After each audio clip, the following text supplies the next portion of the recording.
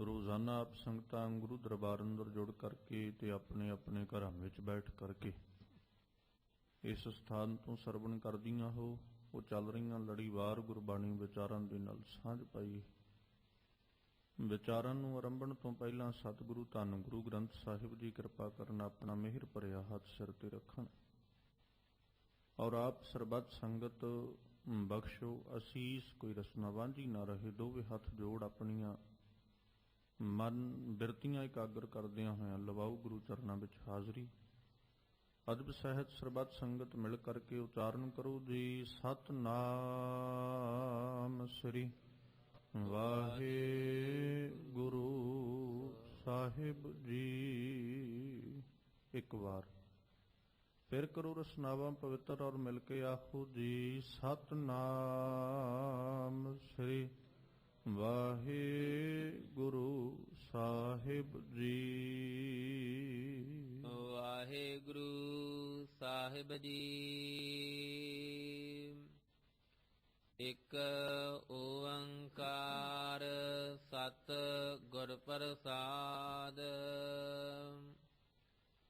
ਸ਼ਲੋਕ ਮਹਲਾ ਨੌਵਾਂ।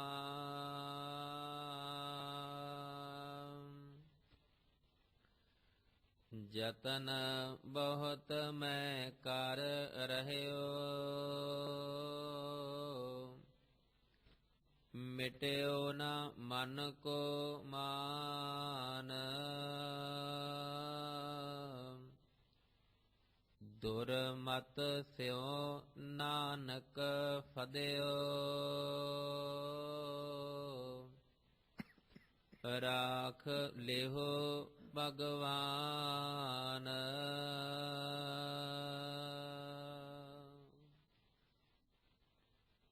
ਜਿਸ ਪਾਵਨ ਸ਼ਬਦ ਦਾ ਪਾਠ ਆਪ ਸੰਗਤ ਨੇ ਬੜੇ ਅਦਬ ਸਤਿਕਾਰ ਦੇ ਨਾਲ ਮਾਨਯੋਗ ਭਾਈ ਸਾਹਿਬ ਹੋਰਾਂ ਪਾਸੋਂ ਸਰਵਣ ਕੀਤਾ ਹੈ, ਇਹ ਪਾਵਨ ਬਚਨ ਧੰਨ ਗੁਰੂ ਤੇਗ ਬਹਾਦਰ ਸਾਹਿਬ ਜੀ ਦੇ ਮੁਖਾਰ ਬਿੰਦ ਤੋਂ ਉਚਾਰਨ ਕੀਤਾ ਹੋਇਆ। ਸ਼ਲੋਕ ਰੂਪ ਦੇ ਅੰਦਰ ਸ਼ਲੋਕ 12 ਤੇ ਵਧੀਕ ਸਿਰਲੇਖ ਹੇਠ ਧੰਨ ਗੁਰੂ ਗ੍ਰੰਥ ਸਾਹਿਬ ਪਾਤਸ਼ਾਹ ਜੀ ਦੇ ਪਾਵਨ ਅੰਗ 1428 ਦੇ ਉੱਪਰ ਸ਼ੋਭਾਇਮਾਨ ਹੈ।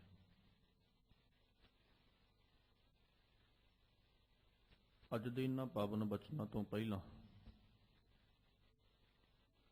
ਪਹਿਲੇ 33 ਸ਼ਲੋਕਾਂ ਤੱਕ ਦੀ ਵਿਚਾਰ ਆਪ ਸੰਗਤਾਂ ਕੱਲ ਔਰ ਪਿਛਲੇਰੇ ਦੀਵਾਨਾਂ ਦੇ ਅੰਦਰ ਸਰਵਣ ਕਰ ਚੁੱਕੀਆਂ ਹੋ। ਅੱਜ ਅਗਲੇਰੇ ਸ਼ਲੋਕਾਂ ਦਾ ਪਾਠ ਆਪ ਸੰਗਤ ਨੇ ਸਰਵਣ ਕੀਤਾ ਹੈ। ਅੱਜ ਦੇ ਇਹਨਾਂ ਪਾਵਨ ਬਚਨਾਂ ਦੇ ਅੰਦਰ ਜੋ ਗੁਰੂ ਤੇਗ ਬਹਾਦਰ ਸਾਹਿਬ ਜੀ ਨੇ ਬਖਸ਼ਿਸ਼ ਕੀਤੀ ਹੈ, ਜੋ ਸਿੱਖਿਆ ਸਾਡੀ ਝੋਲੀ ਵਿੱਚ ਪਾਈ ਮਾਲਕ ਜੀ ਨੇ,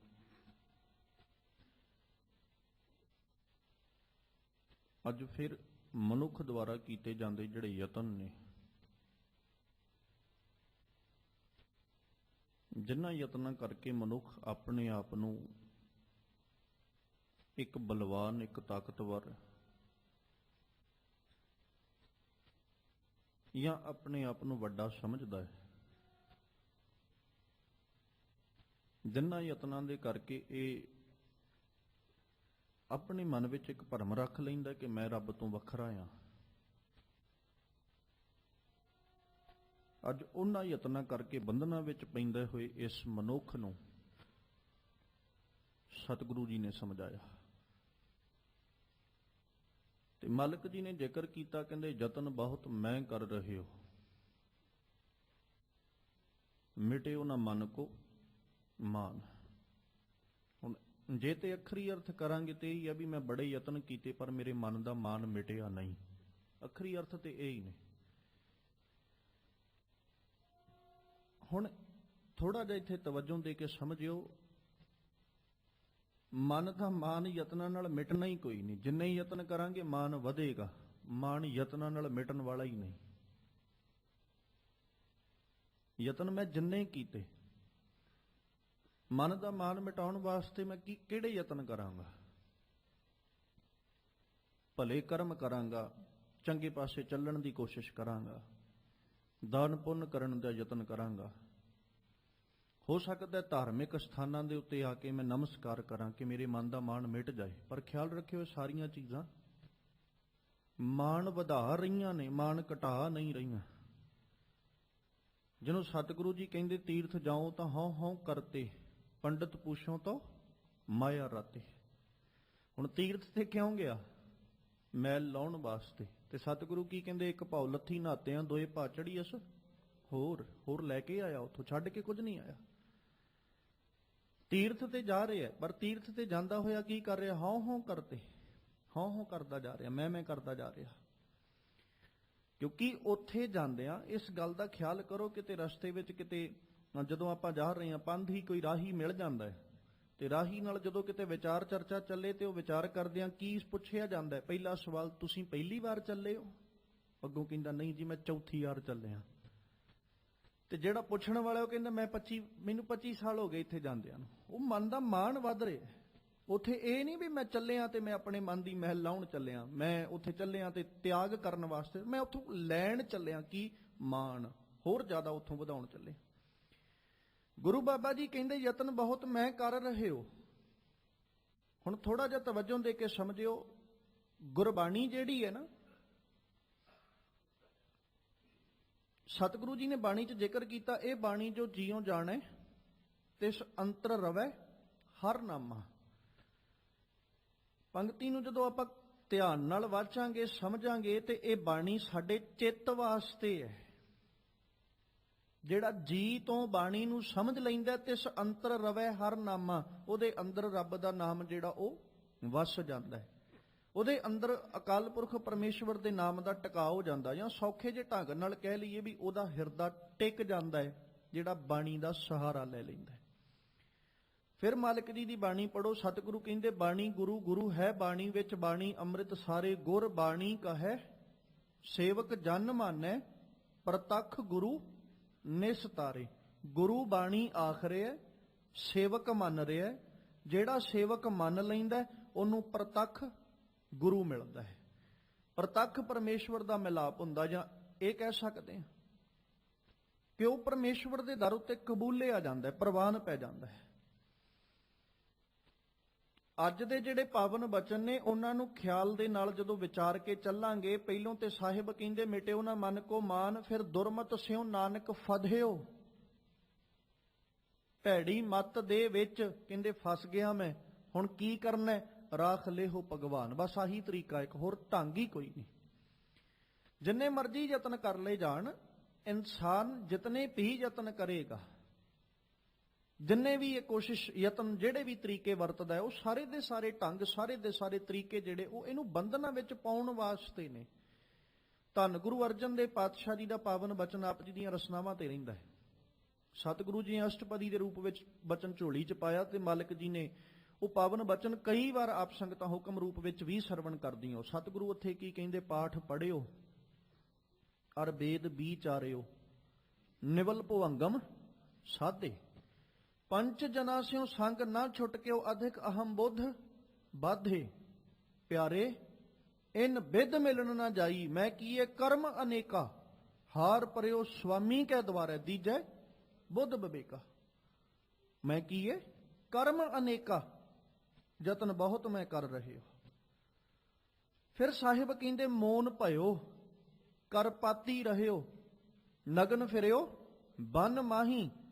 ਤਟ ਤੀਰਥ ਸਭ ਧਰਤੀ ਭ੍ਰਮਿਓ, ਦੁਬਿਧਾ ਛੁਟਕੈ ਨਾਹੀ। ਮਨ ਕਾਮਨਾ ਤੀਰਥ ਜਾਏ ਬਸਿਓ, ਸਿਰ ਕਰਵਤ ਧਰਾਏ। ਮਨ ਕੀ ਮੈਲ ਨਾ ਉਤਰੈ, ਇਹ ਬਿਦ ਜੇ ਲਖ ਯਤਨ ਕਰਾਏ। ਪੂਜਾ ਅਰਚਾ ਬੰਧਨ ਡੰਡਾਉਤ, ਖਟ ਕਰਮਾ ਰਤ ਰਹਿਤਾ। ਹਉ ਹਉ ਕਰਤ ਬੰਧਨ ਮੈਂ ਪਰਿਆ, ਨਾ ਮਿਲਿਆ ਇਹ ਜੁਗਤਾ। ਕਨਕ ਕਾਮਨੀ ਹੈਵਰ ਗੈਵਰ, ਬਹੁ ਬਿਦ ਧਨ ਦਾ ਤਾਰਾ। ਅੰਨ ਵਸਤਰ ਭੂਮ ਬਹੁ ਅਰਪੇ, ਨਾ ਮਿਲੀਐ ਹਰ ਦੁਆਰਾ। ਜੋਗ ਸਿੱਧ ਆਸਣ 84, ਇਹ ਪੀ ਕਰ ਕਰ ਰਹਿਆ। ਵੱਡੀ ਆਰਜਾ ਫਿਰ ਜਨਮੈ, ਹਾਰ ਸਿਉ ਸੰਗ ਨਾ ਗਹਿਆ ਰਾਜ ਲੀਲਾ ਰਾਜਨ ਕੀ ਰਚਨਾ ਕਰਿਆ ਹੁਕਮ ਅਫਾਰਾ ਸੇਜ ਸੋਹਣੀ ਚੰਦਨ ਚੋਆ ਨਰਕ ਘੋਰ ਕਾ ਦੁਆਰਾ। ਛਾਈ ਦਾ ਤੇ ਇਹ ਸੀ ਵੀ ਜਿਹੜੇ ਕਰਮ ਮੈਂ ਕੀਤੇ ਬਚ ਜਾਂਦਾ ਮੈਂ ਸਾਰੇ ਨਰਕਾਂ ਦੇ ਦਰਵਾਜ਼ਿਆਂ ਤੋਂ। ਉੱਤੋਂ ਲੈ ਕੇ 7 ਪਦਿਆਂ ਤੱਕ ਸਤਿਗੁਰੂ ਪਾਤਸ਼ਾਹ ਜੀ ਨੇ ਧਰਮ ਦੇ ਕੰਮਾਂ ਦਾ ਜ਼ਿਕਰ ਕੀਤਾ, ਪਹਿਲੇ ਪਦੇ ਤੋਂ ਲੈ ਕੇ 7ਵੇਂ ਪਦੇ ਤੱਕ। ਤੇ ਉਹਨਾਂ 7 ਪਦਿਆਂ ਦੇ ਧਾਰਮਿਕ ਕਰਮ ਜਿਹੜੇ ਨੇ, ਔਰ ਸ਼ਾਇਦ ਕੋਈ ਧਾਰਮਿਕ ਕਰਮ ਹੋਵੇ ਜਿਹੜੇ ਗੁਰੂ ਬਾਬਾ ਜੀ ਨੇ ਨਾ ਗਿਣਿਆ ਹੋਵੇ, ਹਰ ਕਰਮ ਸਤਿਗੁਰੂ ਜੀ ਨੇ ਗਿਣਤਾ। ਔਰ ਕਰਮ ਨੂੰ ਗਿਣਨ ਤੋਂ ਬਾਅਦ ਚ ਮਾਲਕ ਜੀ ਕਹਿੰਦੇ ਸੇਜ ਸੋਹਣੀ ਚੰਦਨ ਚੋਆ ਨਰਕ ਘੋਰ ਕਾ ਦੁਆਰਾ। ਸੱਜਣਾ ਦਰਵਾਜ਼ੇ ਅਜੇ ਵੀ ਨਰਕ ਦੇ ਹੀ ਖੁੱਲੇ ਨੇ, ਬੈਠਾ ਤੇ ਤੂੰ ਅਜੇ ਵੀ ਦੁੱਖਾਂ ਵਿੱਚ ਹੈ, ਬੈਠਾ ਤੇ ਤੂੰ ਅਜੇ ਵੀ ਤਕਲੀਫਾਂ ਵਿੱਚ। ਚਾਹੀਦਾ ਤੇ ਇਹ ਸੀ ਨਾ ਕਿ ਧਰਮ ਕਮਾਉਂਦਿਆਂ ਜੀਵਨ ਸੁਖਾਲਾ ਹੋ ਜਾਂਦਾ, ਚਾਹੀਦਾ ਇਹ ਸੀ ਕਿ ਧਰਮ ਕਮਾਉਂਦਿਆਂ ਹੋਇਆਂ ਜ਼ਿੰਦਗੀ ਖੁਸ਼ਹਾਲੀ ਨਾਲ ਭਰ ਜਾਂਦੀ। ਚਾਹੀਦਾ ਇਹ ਸੀ ਕਿ ਜਦੋਂ ਮੈਂ ਧਰਮ ਕਮਾਇਆ ਮੇਰੇ ਜੀਵਨ ਦੇ ਅੰਦਰ ਹਉਮੈ ਤੋਂ ਛੁਟਕਾਰਾ ਹੋ ਜਾਂਦਾ, ਹੰਕਾਰ ਤੋਂ ਛੁਟਕਾਰਾ ਹੋ ਜਾਂਦਾ, ਮੇਰੇ ਮਨ ਦਾ ਮਾਣ ਮਿਟ ਜਾਂਦਾ। ਪਰ ਅਫਸੋਸ ਮਾਣ ਤੇ ਮੈਨੂੰ ਇਸ ਗੱਲ ਦਾ, ਮੈਂ ਇੱਕ ਦਿਨ ਚ 11 ਜਪਜੀ ਦੇ ਪਾਠ ਕਰਦਾ ਹਾਂ। ਮਾਣ ਤੇ ਮੈਨੂੰ ਇਸ ਗੱਲ ਦਾ ਵੀ 5 ਪਾਠ ਮੈਂ ਸੁਖਮਨੀ ਸਾਹਿਬ ਦੇ ਵੀ ਕਰ ਲੈਣਾ ਆ, ਤੇ ਜੇ ਇਹੀ ਮਾਣ ਲੈ ਕੇ ਬੈਠਾ ਹਾਂ ਤੇ ਫਿਰ ਮਾਣ ਮਿਟੇਗਾ ਕਿਹੜੇ ਤਰੀਕੇ ਨਾਲ? ਮਾਣ ਤੇ ਮੈਨੂੰ ਇਸ ਗੱਲ ਦਾ ਕਿ ਮੈਂ ਵਿਚਾਰ ਬੜੀ ਵਧੀਆ ਕਰ ਲੈਣਾ ਆ, ਮਾਣ ਤੇ ਮੈਨੂੰ ਇਸ ਗੱਲ ਤੇ ਮੇਰੇ ਵਾਂਗੂ ਗਾ ਹੀ ਕੋਈ ਨਹੀਂ ਸਕਦਾ, ਹੋਰ ਕੋਈ ਗਾਉਣ ਵਾਲਾ ਹੀ ਨਹੀਂ ਅਜੇ ਤੱਕ ਆਇਆ ਜਿੰਨਾ ਮੈਂ ਚੰਗਾ ਗਾ ਸਕਦਾ, ਤੇ ਮਾਣ ਮਿਟੇਗਾ ਕਿਵੇਂ? ਮਾਣ ਤੇ ਇਸ ਗੱਲ ਦਾ ਲੈ ਕੇ ਬੈਠਾ ਹਾਂ ਕਿ ਜਿੱਦਾਂ ਦੀ ਆਵਾਜ਼ ਵਿੱਚ ਬਾਣੀ ਮੈਂ ਪੜ੍ਹ ਸਕਦਾ ਆ, ਉਦਾਂ ਦੀ ਆਵਾਜ਼ ਵਿੱਚ ਅੱਜ ਤੱਕ ਬਾਣੀ ਪੜ੍ਹਨ ਵਾਲਾ ਵੀ ਸੰਸਾਰ ਤੇ ਨਹੀਂ ਆਇਆ। ਮਾਣ ਤੇ ਲੈ ਕੇ ਬੈਠਾ ਮੈਂ। ਜਿੰਨੇ ਮਾਣ ਮਿਟਾਉਣਾ ਸੀ ਉਹਨਾਂ ਕਰਮਾਂ ਕਰਕੇ ਮੇਰੇ ਮਨ ਵਿੱਚ ਮਾਣ ਵਧੀ ਜਾਂਦਾ ਹੈ। ਜ਼ੁਬਾਨ ਕਰਕੇ ਸੱਜਣਾ ਬਾਣੀ ਵਿਚਾਰ ਲਈ, ਜ਼ੁਬਾਨ ਕਰਕੇ ਬਾਣੀ ਪੜ੍ਹ ਵੀ ਲਈ, ਜ਼ੁਬਾਨ ਕਰਕੇ ਰਸਨਾ ਕਰਕੇ ਬਾਣੀ ਨੂੰ ਗਾ ਵੀ ਲਿਆ, ਪਰ ਉਹ ਖਿਆਲ ਭੁੱਲ ਗਿਆ ਇਹ ਬਾਣੀ ਜੋ ਜੀਉ ਜਾਣੇ। ਕਿਉਂਕਿ ਜਿੰਨੇ ਯਤਨ ਸੀ ਸਾਰੇ ਉੱਪਰੋਂ ਹੀ ਸਨ। ਬਾਤ ਤੇ ਉਹੀ ਹੈ ਨਾ, ਯਤਨ ਬਹੁਤ ਮੈਂ ਕਰ ਰਹੇ ਹੋ, ਤੇ ਜਿੰਨੇ ਸਾਨੂੰ ਕਿਹੜੇ ਸਨ? ਸਿਰਫ ਸਰੀਰ ਕਰਕੇ। ਕਸ਼ਟ ਕਿਹਨੂੰ ਦਿੱਤਾ? ਕਾਇਆ ਨੂੰ। ਦੁੱਖ ਕਿਹਨੂੰ ਦਿੱਤਾ? ਕਾਇਆ ਨੂੰ। ਜੇ ਨਿਵਲ ਭੁਅੰਗਮ ਸਾਧ ਰਿਹਾ ਹਾਂ ਤੇ ਕਾਹਦੇ ਨਾਲ ਸਾਧ ਰਿਹਾ? ਕਾਇਆ ਦੇ ਨਾਲ। ਜੇ ਮੌਨ ਵਰਤ ਰੱਖੇ ਐ, ਮੌਨ ਭਇਓ, ਮੌਨੀ ਹੋ ਗਿਆ ਮੈਂ, ਤੇ ਕਿਹਦੇ ਕਰਕੇ ਮੌਨੀ ਹੋਇਆ? ਜ਼ੁਬਾਨ ਕਰਕੇ। ਮਨ ਤੇ ਅੰਦਰ ਪਤਾ ਹੀ ਨਹੀਂ ਕਿੰਨਾ ਸ਼ੋਰ ਮਚਾ ਕੇ ਬੈਠਾ। ਜੇ ਮਨ ਦਾ ਸ਼ੋਰ ਨਾ ਹੁੰਦਾ ਤੇ ਬਾਬਾ ਫਰੀਦ ਜੀ ਕਦੇ ਨਾ ਕਹਿੰਦੇ ਕਿ ਹੁਣ ਮੈਂ ਆਪਣੇ ਕੰਨਾਂ 'ਚ ਬੁੱਝੇ ਦੇ ਲੇ ਜਿੰਨੀ ਮਰਜ਼ੀ ਪਾਉਣ ਵਗਦੀ ਰਹੇ, ਮੈਂ ਨਹੀਂ ਸੁਣਦਾ ਹੁਣ। ਉਹ ਕੰਨਾਂ 'ਚ ਬੁੱਝੇ ਦੇਣ ਤੋਂ ਪਾਵੇ ਨਹੀਂ ਵੀ ਮੈਂ ਕੰਨਾਂ ਦੇ ਵਿੱਚ ਉਂਗਲਾਂ ਪਾ ਲੀਆਂ ਜਾਂ ਕੰਨਾਂ ਵਿੱਚ ਕੁਝ ਪਾ ਲਿਆ ਤੇ ਉਹ ਹੁਣ ਹਵਾ ਚੱਲਦੀ ਰਹੇ ਜੋ ਮਰਜ਼ੀ। ਨਹੀਂ, ਉੱਥੇ ਗੱਲ ਹੈ ਵੀ ਮੈਂ ਮਨ ਕਰਕੇ ਚੁੱਪ ਹੋ ਗਿਆ। ਹੁਣ ਜਿੱਡੀ ਮਰਜ਼ੀ ਹਨੇਰੀ ਚੱਲਦੀ ਰਹੇ, ਜਿੱਡਾ ਮਰਜ਼ੀ ਤੂਫਾਨ ਆਉਂਦਾ ਰਹੇ, ਮੈਂ ਐਸੇ ਆਪਣੇ ਕੰਨਾਂ ਵਿੱਚ ਬੁੱਝੇ ਦਿੱਤੇ ਨੇ ਕਿ ਹੁਣ ਜੋ ਮਰਜ਼ੀ ਹੁੰਦਾ ਰਹੇ ਮੈਂ ਸੁਣਦਾ ਨਹੀਂ ਆ।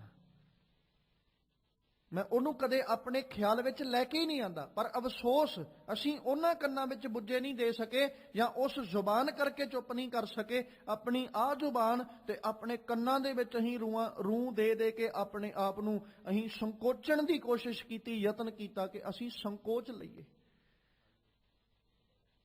ਮਾਲਕ ਕਹਿੰਦੇ ਨਗਨ ਫਿਰਿਓ ਬਨ ਮਾਹੀ।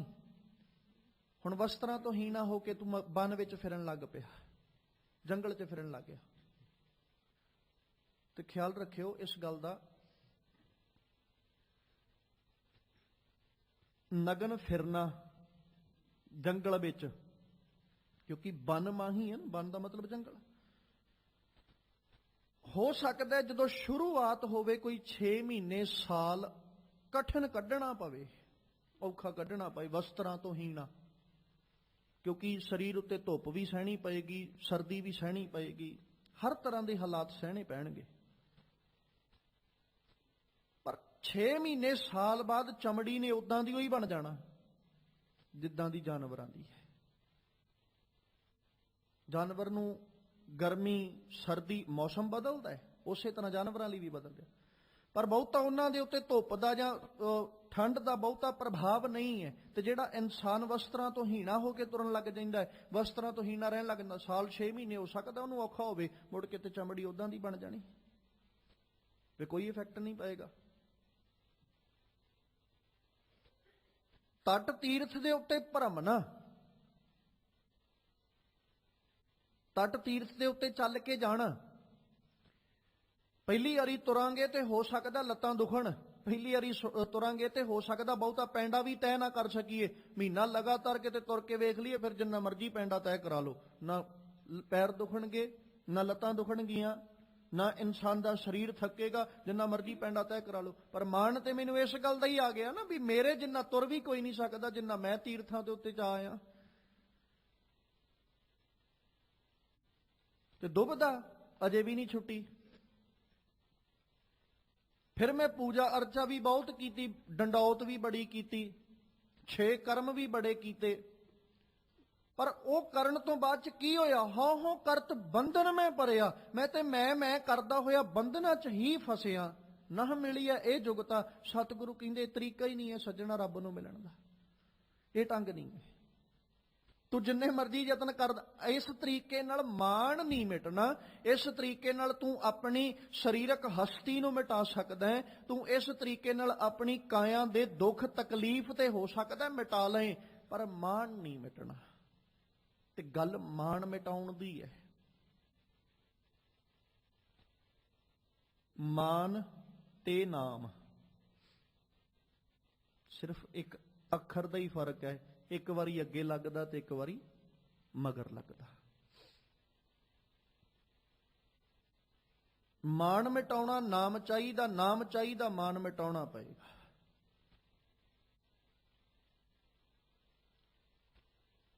ਜੇ ਮਾਨ ਲੈ ਕੇ ਬੈਠੇ ਆ ਤੇ ਨਾਮ ਨਹੀਂ ਹੈ, ਚੇਤਾ ਰੱਖੀਏ ਇਸ ਗੱਲ ਨੂੰ ਅਸੀਂ।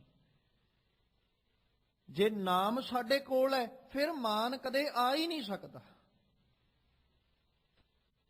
ਫਿਰ ਮਾਣ ਨਹੀਂ ਹੈ। ਫਿਰ ਤੇ ਮਾਣ ਖਤਮ ਹੋ ਗਿਆ, ਜੀਵਨ ਦੇ ਵਿੱਚੋਂ ਮਾਣ ਚਲੇ ਗਿਆ। ਤੇ ਮਾਣ ਹੀ ਮਿਟਾਉਣਾ ਹੈ। ਮਾਣ ਮਿਟੇਗਾ ਕਿੱਦਾਂ? ਜਿੱਦਣ ਨਾਮ ਦਾ ਸਹਾਰਾ ਲੈ ਲਾਂਗੇ। ਤੇ ਨਾਮ ਦਾ ਸਹਾਰਾ ਕਿੱਦਣ ਮਿਲੇਗਾ? ਜਿੱਦਣ ਤੂੰ ਕਰਤਾ ਤੂੰ ਹੁਆ ਮੁਝ ਮੈਂ ਰਹਾ ਨਾ ਹੂੰ। ਜਬ ਆਪਾ ਪਰ ਕਾ ਮਿਟ ਗਿਆ ਜਤ ਦੇਖੋ ਤਤ ਤੂੰ। ਕਿਉਂਕਿ ਜਿੰਨਾ ਚਿਰ ਮਾਣ ਹੈ ਉਨਾ ਚਿਰ ਮੈਂ ਹੈ। ਤੇ ਜਿਸ ਦਿਨ ਨਾਮ ਆ ਗਿਆ ਉਦਣ ਤੂੰ ਹੋ ਜਾਏਗਾ, ਉਦਣ ਮੈਂ ਨਹੀਂ ਰਹਿ ਜਾਣੀ। ਜਿੰਨਾ ਚਿਰ ਮਾਣ ਹੈ ਉਨਾ ਚਿਰ ਹਉ ਕੋਲੇ ਹੈ, ਉਹਨਾਂ ਚਿਰ ਹਮ ਕੀਆ ਹਮ ਕਰਾਂਗੇ। ਤੇ ਜਿੱਦਣ ਨਾਮ ਆ ਗਿਆ ਉਸ ਦਿਨ ਕੀ ਹੋਏਗਾ? ਨਾ ਹਮ ਕੀਆ ਨਾ ਕਰਾਂਗੇ ਨਾ ਕਰ ਸਕੇ ਸਰੀਰ। ਉਸ ਦਿਨ ਆਹ ਹਾਲਾਤ ਬਣ ਜਾਣਗੇ, ਇਦਾਂ ਦੀ ਅਵਸਥਾ ਬਣ ਜਾਏਗੀ ਉਦਣ ਫਿਰ ਜ਼ਿੰਦਗੀ ਚੋਂ ਮਾਣ ਖਤਮ ਹੋ ਗਿਆ ਨਾ। ਕਿਉਂਕਿ ਅੰਦਰ ਨਾਮ ਦਾ ਵਸੇਬਾ ਆ ਗਿਆ, ਅੰਦਰ ਅਕਾਲ ਪੁਰਖ ਪਰਮੇਸ਼ਵਰ ਦਾ ਚਿੰਤਨ ਵਸ ਗਿਆ। ਤੇ ਜਦੋਂ ਚਿੰਤਨ ਵਸ ਗਿਆ ਉਦੋਂ ਜੀਵਨ ਚੋਂ ਸਾਰਾ ਕੁਝ, ਚਿੰਤਾਵਾਂ, ਦੁੱਖ, ਝੋਰੇ, ਹੋਰ ਮੁਸ਼ਕਲਾਂ, ਸਾਰਾ ਕੁਝ ਮਿਟ ਜਾਏਗਾ ਉਸ ਦਿਨ। ਤੇ ਸਤਿਗੁਰੂ ਜੀ ਨੇ ਫਿਰ ਬੜਾ ਪਿਆਰਾ ਜ਼ਿਕਰ ਕੀਤਾ। ਕਹਿੰਦੇ ਹੁਣ ਜੇ ਤੂੰ ਦੁਰਮਤ ਵਿੱਚੋਂ ਨਿਕਲਣਾ ਚਾਹੁੰਦਾ, ਜਿੱਥੇ ਫਸਿਆ ਬੈਠਾ ਤੇ ਉੱਥੋਂ ਨਿਕਲਣ ਦਾ ਇੱਕੋ ਹੀ ਤਰੀਕਾ ਹੈ। ਤੇ ਉਹ ਤਰੀਕਾ ਕੀ ਹੈ? ਰੱਬ ਦੇ ਅੱਗੇ ਹੱਥ ਜੋੜ ਕੇ ਆਖ ਕੇ ਰਾਖ ਲਿਓ ਭਗਵਾਨ। ਇਹ ਕਹਿਣਾ ਸਿੱਖ ਲਾ।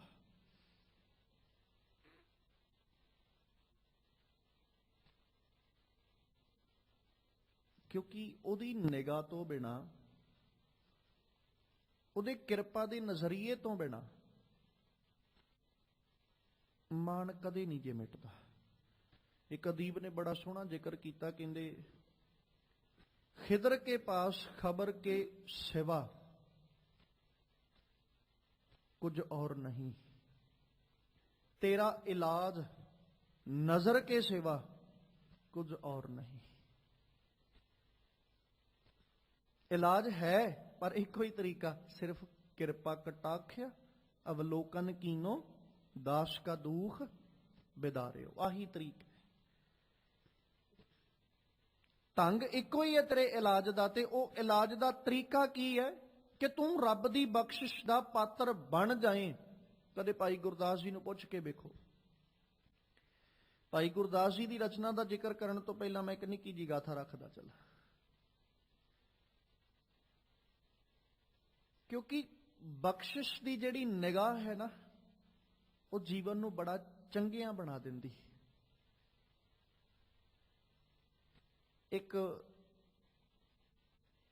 सेवक सी किसी भले पुरुष दा, ते उहदी सेवा करनी, सेवा करके उहदे कोलों बख्शिशां लैणीआं। उन्हें ना एक दिन अपने सेवक नूं एक खत लिख के दिता, चिट्ठी लिख के दिती, ते चिट्ठी लिख के उन्हें बंद करके ते उहनूं दित्ती फड़ा। फड़ा के कहंदा भी ये फलाने मनुख कोल लै जा, ਉਹਨੂੰ जाके चिट्ठी दे देनी, कुछ कहना नहीं तू।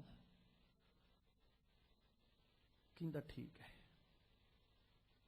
उन्हें चिट्ठी फड़ी ते लैके हुण हुक्म सी ਉਹਦੇ मालक दा, ਉਹਦੇ जिन्नू ਉਹਦੇ ਜਿਹਦਾ ਉਹ सत्कार करदा, अदब करदा, ਜਿਹਦੇ ਕੋਲ ਰਹਿੰਦਾ है।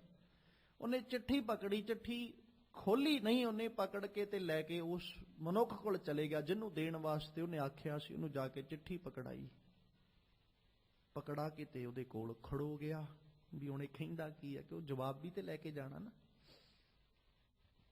ਉਹਨੇ चिट्ठी खोली ते चिट्ठी विच की लिखिया सी भी ਜਿਹੜਾ मनुख मैं तेरे कोल भेज रहा ना, ਇਹਦੇ ਕੋਲ सिर्फ 3 औगण ने, बाकी जीवन ਇਹਦਾ बड़ा चंगा। सिर्फ ਇਹਦੇ ਕੋਲ 3 ही औगण ने। ਉਹਨੇ ਜਦੋਂ चिट्ठी पढ़ ली, पढ़न तो बाद उन्हें नफरत करने की बजाय ना एक बड़ा वधिया कर्म किया, उन्हें चिट्ठी समेटी, समेट के ते उस मनुख नूं ना नफरत की निगाह नाल वेखण की बजाय उहदे पैरां नूं स्पर्श करके कहंदा धन है तू जिन्हें सारे ही औगण छड्डते, सिर्फ 3 औगण रह गए, मेरा ते समुंदर औगणां दा भरिया पिया। कि तेरे कोल सिर्फ 3 ही कमियां बाकी ने, बाकी सारियां कमियां तू अपनी जिंदगी चों दूर कर लियां। तेरियां 3 कमियां बाकी ने, इधर जेता समुंदर सागर नीर भरिया ते औगण हमारे, इत्थे ते नीर भरिया पिया समुंदर विच जिवें भरिया हुंदा है, इत्थे ते औगणां दा नीर भरिया पिया। ਉਹਦੇ ਇੰਨੀ ਗੱਲ ਕਹਿ ਕੇ ਉਹਦੇ ਪੈਰ ਸਪਰਸ਼ ਕਰਨ ਦੀ ਦੇਰ ਸੀ, ਉਹਦੇ ਪੈਰਾਂ ਤੇ ਜਦੋਂ ਉਹਨੇ ਸਪਰਸ਼ਤਾ ਕੀਤੀ ਨਾ, ਉਹ 3 ਔਗਣ ਵੀ ਉਹਦੇ ਜੀਵਨ ਚੋਂ ਚਲੇ ਗਏ, 3 ਕਮੀਆਂ ਵੀ ਉਹਦੇ ਜੀਵਨ ਚੋਂ ਚਲੀਆਂ ਗਈਆਂ। ਜਦੋਂ 3 ਕਮੀਆਂ ਵੀ ਚਲੀਆਂ ਗਈਆਂ, ਉਹ ਭਲਾ ਪੁਰਸ਼ ਬਣ ਗਿਆ। ਸਾਰੀ ਜਦੋਂ ਜ਼ਿੰਦਗੀ ਚੋਂ ਕਮੀਆਂ ਮੁੱਕ ਗਈਆਂ, ਗੁਣਾਂ ਦਾ ਖਜ਼ਾਨਾ ਬਣ ਗਿਆ। ਜਦੋਂ ਗੁਣਾਂ ਦੀ ਖਾਨ ਬਣ ਗਿਆ ਤੇ ਉਹ ਭਲਾ ਪੁਰਸ਼ ਬਣ ਗਿਆ। ਜਦੋਂ ਭਲਾ ਪੁਰਸ਼ ਬਣੇਗਾ, ਸੁਭਾਵਿਕ ਜਿਹੀ ਬਾਤ ਹੈ, ਜਿਹੜਾ ਗੁਣਾਂ ਦਾ ਖਜ਼ਾਨਾ ਹੋਵੇ, ਗੁਣਾਂ ਦਾ ਭੰਡਾਰ ਹੋਵੇ, ਜ਼ਿੰਦਗੀ 'ਚ ਕੋਈ ਔਗਣ ਕੋਈ ਕਮੀ ਨਾ ਹੋਵੇ, ਤੇ ਜੇ ਅਸੀਂ ਉਹਨੂੰ ਪ੍ਰਮਾਤਮਾ ਕਹਿ ਲਈਏ, ਕੋਈ ਅਤ ਕਥਨੀ ਨਹੀਂ ਹੈ। ਮਤਲਬ ਉਹ ਰੱਬ ਦਾ ਰੂਪ ਬਣ ਗਿਆ, ਉਹ ਰੱਬ ਵਿੱਚ ਲੀਨ ਹੋ ਗਿਆ, ਉਹਨੇ ਰੱਬ ਦੀ ਲੀਨਤਾ ਹਾਸਲ ਕਰ ਲਈ। ਹੁਣ ਭਾਈ ਗੁਰਦਾਸ ਜੀ ਨੂੰ ਚੇਤੇ ਕਰਦੇ ਚੱਲੀਏ। ਭਾਈ ਗੁਰਦਾਸ ਜੀ ਕਹਿੰਦੇ ਸਤਿਗੁਰੂ ਕੋਲ ਆ ਕੇ, ਹਉ ਅਪਰਾਧੀ ਗੁਨਾਹਗਾਰ, ਹਉ ਬੇਮੁਖ ਮੰਦਾ, चोर यार गुआर हों पर घर जो हंदा, निंदक दुष्ट हराम खोर ठग देश ठगंदा, काम क्रोध मद लोभ मोह अहंकार करंदा, विसास घाती अकिरत घण मैं को ना रखंदा, सिमर मुरीदा ढाडिया सतगुर बख्शंदा। ਸਿਰਫ ਇੱਕ ਸਵੱਲੀ ਨਿਗਾਹ ਚਾਹੀਦੀ ਹੈ। ਬਚਨ ਪੜ੍ਹ ਕੇ ਆਏ, ਕਿਰਪਾ ਕਟਾਖਯ। ਕਟਾਖਯ ਦਾ ਅਖਰੀ ਅਰਥ ਜਦੋਂ ਕਰੋਗੇ ਤੇ ਤਿਰਛੀ ਨਿਗਾਹ, ਸਾਹਮਣਾ ਵੇਖਣਾ ਤੇ ਇੱਕ ਤਿਰਛੀ ਅੱਖ ਨਾਲ ਵੇਖਣਾ। ਰੱਬ ਜੀ ਤੇਰੇ ਦਰ ਦੇ ਉੱਤੇ ਆਉਣ ਵਾਲੇ ਦੇ ਉੱਤੇ ਜੇ ਕਿਤੇ ਤੇਰੀ ਤਿਰਛੀ ਨਿਗਾਹ ਵੀ ਪੈ ਜੇ ਨਾ, ਦਾਸ ਕਾ ਦੁੱਖ ਵਿਦਾਰਿਓ, ਤੁਸੀਂ ਸਾਰੇ ਦੁੱਖ ਕੱਟ ਦਿੰਦੇ ਹੋ। ਤੁਹਾਡੀ ਨਿਗਾਹ ਵਿੱਚ ਐਡੀ ਬਖਸ਼ਿਸ਼ ਹੈ, ਇੰਨੀ ਰਹਿਮਤ ਹੈ, ਤੁਹਾਡੀ ਨਿਗਾਹ ਐਡੀ ਕਿਰਪਾਲੂ ਹੈ। ਮਾਲਕਾ ਜਿਹੜਾ ਸਾਹਮਣੇ ਬਹਿ ਜਾਏ ਉਹ ਤੇ ਤੇਰਾ ਰੂਪ ਹੀ ਬਣ ਜਾਂਦਾ ਹੈ। ਕਿਰਪਾ ਕਟਾਖਯ, ਕਟਾਖਯ ਮਤਲਬ ਤਿਰਛੀ ਨਿਗਾਹ ਨਾਲ ਵੇਖਣਾ। ਤੇ ਜਿਹਦੇ ਵੱਲ ਤੁਸੀਂ ਵੇਖ ਲਓ, ਸਤਿਗੁਰੂ ਤੇਰੇ ਤੇ ਨੇਤਰ ਹੀ ਐਸੇ ਨੇ ਵੀ ਉਹਨਾਂ ਚੋਂ ਹਰ ਵਕਤ ਕਿਰਪਾ ਹੀ ਕਿਰਪਾ ਝਲਕਦੀ ਹੈ। ਤੁਹਾਡੇ ਤੇ ਨੇਤਰ ਹੀ ਦਇਆ ਦਾ ਇੱਕ ਬੜਾ ਵੱਡਾ ਘਰ ਨੇ, ਕਿਰਪਾ ਦਾ ਇੱਕ ਬੜਾ ਵੱਡਾ ਖਜ਼ਾਨਾ ਨੇ। ਮਾਲਕਾ ਤੂੰ ਜਿਹਨੂੰ ਵੀ ਵੇਖਦਾ ਦਇਆ ਦੀ ਨਿਗਾਹ ਨਾਲ ਹੀ ਵੇਖਦਾ। ਸਤਿਗੁਰੂ ਜਿਸ ਵੱਲ ਵੀ ਵੇਖਦਾ ਕਿਰਪਾ ਦੇ ਨਜ਼ਰੀਏ ਨਾਲ ਹੀ ਵੇਖਦਾ। ਤੇ ਮਾਲਕਾ ਜੇ ਕਿਤੇ ਤਿਰਛੀ ਨਿਗਾਹ ਵੀ ਤੇਰੀ ਪੈ ਜਾਏ ਨਾ, ਉਹ ਤਿਰਛੀ ਨਿਗਾਹ ਵਿੱਚੋਂ ਵੀ ਕਿਰਪਾ ਹੀ ਝਲਕਦੀ ਹੈ। ਤੇ ਜਿਹੜਾ ਉਸ ਨਿਗਾਹ ਦਾ ਪਾਤਰ ਬਣ ਜਾਂਦਾ ਹੈ, ਸਤਿਗੁਰੂ ਉਹਦੇ ਜੀਵਨ ਵਿੱਚੋਂ ਵੀ ਦੁੱਖਾਂ ਦਾ ਖਾਤਮਾ ਹੋ ਜਾਂਦਾ। ਆਪਾਂ ਸਿਰਫ ਉਸ ਮਾਲਕ ਅੱਗੇ ਅਰਦਾਸ ਹੀ ਕਰਨੀ ਹੈ। ਉਹਦੇ ਤੋਂ ਬਿਨਾ ਕੋਈ ਸੋਲਿਊਸ਼ਨ ਨਹੀਂ ਹੈ, ਉਹਦੇ ਤੋਂ ਬਿਨਾ ਕੋਈ ਹੱਲ ਨਹੀਂ, ਉਹਦੇ ਤੋਂ ਬਿਨਾ ਕੋਈ ਤਰੀਕਾ ਵੀ ਨਹੀਂ ਕਿ ਸਾਡੇ ਜੀਵਨ ਵਿੱਚੋਂ ਮਾਣ ਮਿਟ ਜਾਏ, ਸਾਡੇ ਜੀਵਨ ਵਿੱਚੋਂ ਹਉਮੈ ਚਲੀ ਜਾਏ। ਕਿਉਂਕਿ ਜਿੰਨਾ ਕਰਮਾਂ ਕਰਕੇ ਹਉਮੈ ਨੇ ਜਾਣਾ ਸੀ, ਉਹਨਾਂ ਕਰਮਾਂ ਕਰਕੇ ਤੇ ਜੀਵ ਹੋਰ ਹਉਮੈ ਦੇ ਬੰਧਨਾਂ ਵਿੱਚ ਫਸਦਾ ਜਾ ਰਿਹਾ ਹੈ। ਜਿੰਨਾ ਕਰਮਾਂ ਕਰਕੇ ਅਹੰਕਾਰ ਤੋਂ ਛੁਟਕਾਰਾ ਹੋਣਾ ਸੀ, ਉਹਨਾਂ ਕਰਮਾਂ ਕਰਕੇ ਜੀਵ ਹੋਰ ਹਉਮੈ ਵਿੱਚ ਫਸਦਾ ਜਾ ਰਿਹਾ ਹੈ, ਦਿਨ ਬਾ ਦਿਨ ਉਹਦੇ ਵਿੱਚ ਗਰਸਦਾ ਜਾ ਰਿਹਾ ਹੈ। ਜਿਵੇਂ ਅਕਸਰ ਮੈਂ ਇੱਕ ਨਿੱਕਾ ਜਿਹਾ ਪੱਖ ਇੱਥੇ ਹੋਰ ਰੱਖਦਾ ਚੱਲਾਂ, ਅਕਸਰ ਆਪਾਂ ਵੇਖਦੇ ਹਾਂ ਕਿ ਜਿਸ ਵਕਤ ਗੁਰਬਾਣੀ ਪੜ੍ਹਨ ਵਾਲਾ, ਗੁਰਬਾਣੀ ਵਿਚਾਰਨ ਵਾਲਾ ਜਾਂ ਗੁਰਬਾਣੀ ਨੂੰ ਗਾਉਣ ਵਾਲਾ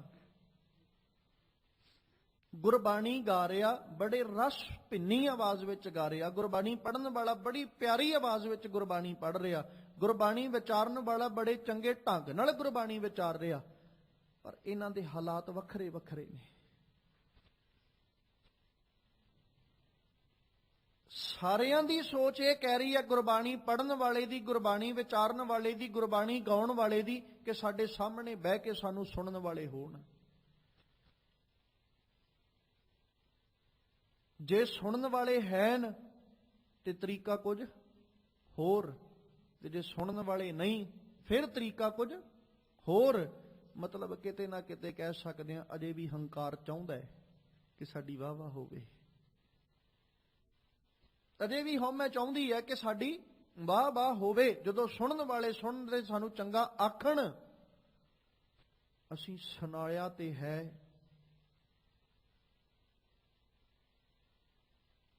ਪਰ ਸਿਰਫ ਕਿਤੇ ਨਾ ਕਿਤੇ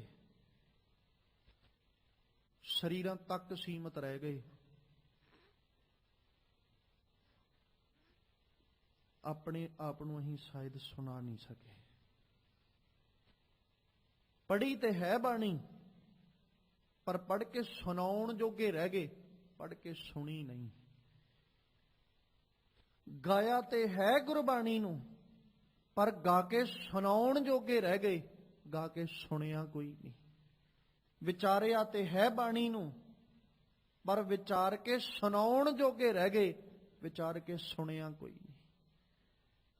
ਤੇ ਉਹ ਵਿਚਾਰ ਕੇ ਜਦੋਂ ਸੁਣਾਇਆ, ਵਾਹ ਵਾਹ ਮਿਲੀ, ਹੰਕਾਰ ਆ ਗਿਆ। ਪੜ੍ਹ ਕੇ ਸੁਣਾਇਆ, ਸ਼ੋਭਾ ਹੋਈ, ਫਿਰ ਹਉਮੈ ਨੇ ਘੇਰ ਲਿਆ। ਗਾ ਕੇ ਸੁਣਾਇਆ, ਸ਼ੋਭਾ ਹੋਈ, ਅਹੰਕਾਰ ਨੇ ਫਿਰ ਘੇਰਾ ਪਾ ਲਿਆ। ਤੇ ਕਿਸ ਢੰਗ ਨਾਲ ਮੈਂ ਆਪਣੇ ਜੀਵਨ ਚੋਂ ਹਉਮੈ ਖਤਮ ਕਰਾਂਗਾ? ਬਸ ਇੱਕੋ ਹੀ ਤਰੀਕਾ, ਹੋਰ ਢੰਗ ਹੀ ਕੋਈ ਨਹੀਂ। ਸਤਿਗੁਰੂ ਕਹਿੰਦੇ ਕੋਈ ਦੂਜਾ ਤਰੀਕਾ ਨਹੀਂ ਹੈ, ਜਿਹੜਾ ਮਰਜ਼ੀ ਤਰੀਕਾ ਵਰਤ ਲਾ। ਯਤਨਾਂ ਤੋਂ ਥੱਕਿਆ ਹਾਰਿਆ ਮਨੁੱਖ ਤੇ ਆ ਕੇ ਕਹਿ ਰਿਹਾ ਨਾ, ਰਾਖ ਲਿਓ ਭਗਵਾਨ। ਜਿਹਨੂੰ ਸਤਿਗੁਰੂ ਕਹਿੰਦੇ ਰਾਖ ਲਿਓ ਹਮ ਤੇ ਬਿਗਰੀ। ਸ਼ੀਲ ਧਰਮ ਜਪ ਭਗਤ ਨਾ ਕੀਨੀ ਹਉ ਅਭਿਮਾਨ ਟੇਢ ਪਗਰੀ। ਅਭਿਮਾਨੀ ਆ ਮੈਂ ਤੇ, ਜਿਹਨੂੰ ਸਾਹਿਬ ਜੀ ਨੇ ਕਿੱਡਾ ਪਿਆਰਾ ਜ਼ਿਕਰ ਕੀਤਾ। ਲੋਭ ਲਹਿਰ ਅਤ ਨੀਜਰ ਬਾਜੈ ਕਾਇਆ ਡੂਬੈ ਕੇਸਵਾ। ਸੰਸਾਰ ਸਮੁੰਦੇ ਤਾਰ ਗੋਬਿੰਦੇ ਤਾਰ ਲੈ ਬਾਪ ਬੀਠੁਲਾ ਰਾਖ ਲੈ ਹੋ ਭਗਵਾਨ। ਰੱਬਾ ਰੱਖ ਲਾ, ਕਿਉਂਕਿ ਡੁੱਬਦੇ ਜਾ ਰਹੇ ਹਾਂ ਅਸੀਂ। ਸਾਡੇ ਕੋਲ ਹਉਮੈ ਦਾ ਭਾਰ ਹੀ ਇੰਨਾ ਕੁ ਹੋ ਗਿਆ ਵੀ ਇਸੇ ਵਿੱਚ ਹੀ ਅਸੀਂ ਡੁੱਬ ਜਾਣਾ। ਯਤਨ ਤੇ ਬਹੁਤ ਨੇ ਸਾਡੇ ਕੋਲ, ਜਿਹੜਾ ਮਰਜ਼ੀ ਤਰੀਕਾ ਅਸੀਂ ਵਰਤਦੇ ਰਹੀਏ। ਤੇ ਹੁਣ ਜੇ ਆਪਾਂ ਸਮਾਜਿਕ ਤੌਰ ਤੇ ਵੀ ਵੇਖਾਂਗੇ ਤੇ ਕੀ ਸਮਾਜ ਦੁਆਰਾ ਅੱਜ ਯਤਨ ਨਹੀਂ ਹੁੰਦੇ ਵੀ ਸਾਡਾ ਹਉਮੈ ਹੰਕਾਰ ਮਿਟ ਜਾਏ?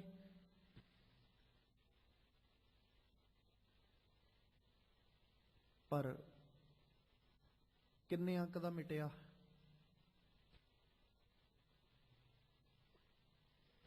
ਹੋ ਸਕਦਾ ਧਨਵਾਨ ਕੋਲ, ਬਲਵਾਨ ਕੋਲ, ਗਿਆਨਵਾਨ ਕੋਲ ਓਨਾ ਹੰਕਾਰ ਨਾ ਹੋਵੇ ਜਿੰਨਾ ਧਰਮ ਦੇ ਨਾਮ ਉੱਤੇ ਜੀਵ ਚੁੱਕੀ ਫਿਰਦਾ ਹੋਵੇ। ਪਰ ਤਵੱਜੋ ਦੇ ਕੇ ਸਮਝਿਓ, ਹੰਕਾਰ ਆਪਾਂ ਜਦੋਂ ਵਿਚਾਰਦੇ ਹਾਂ ਤੇ ਤਿੰਨ ਸ਼ਖਸਾਂ ਦਾ ਜ਼ਿਕਰ ਕੀਤਾ ਜਾਂਦਾ। ਗਿਆਨਵਾਨ ਪੁਰਸ਼, ਬਲਵਾਨ ਪੁਰਸ਼, ਧਨਵਾਨ ਪੁਰਸ਼। ਇਹਨਾਂ ਤਿੰਨਾਂ ਕੋਲ ਹਉਮੈ ਹੈ। ਪਰ ਤਿੰਨਾਂ ਤੋਂ ਇੱਕ ਇਲਾਵਾ ਹੋਰ ਵੀ ਹੈ ਜਿਹਦਾ ਹਉਮੈ ਬਹੁਤ ਜ਼ਿਆਦਾ ਖੌਫਨਾਕ ਹੈ, ਤੇ ਉਹ ਧਰਮ ਦੇ ਨਾਮ ਉੱਤੇ ਜਿਹੜਾ ਹੰਕਾਰ ਜੀਵ ਕਰਕੇ ਬਹਿ ਜਾਂਦਾ।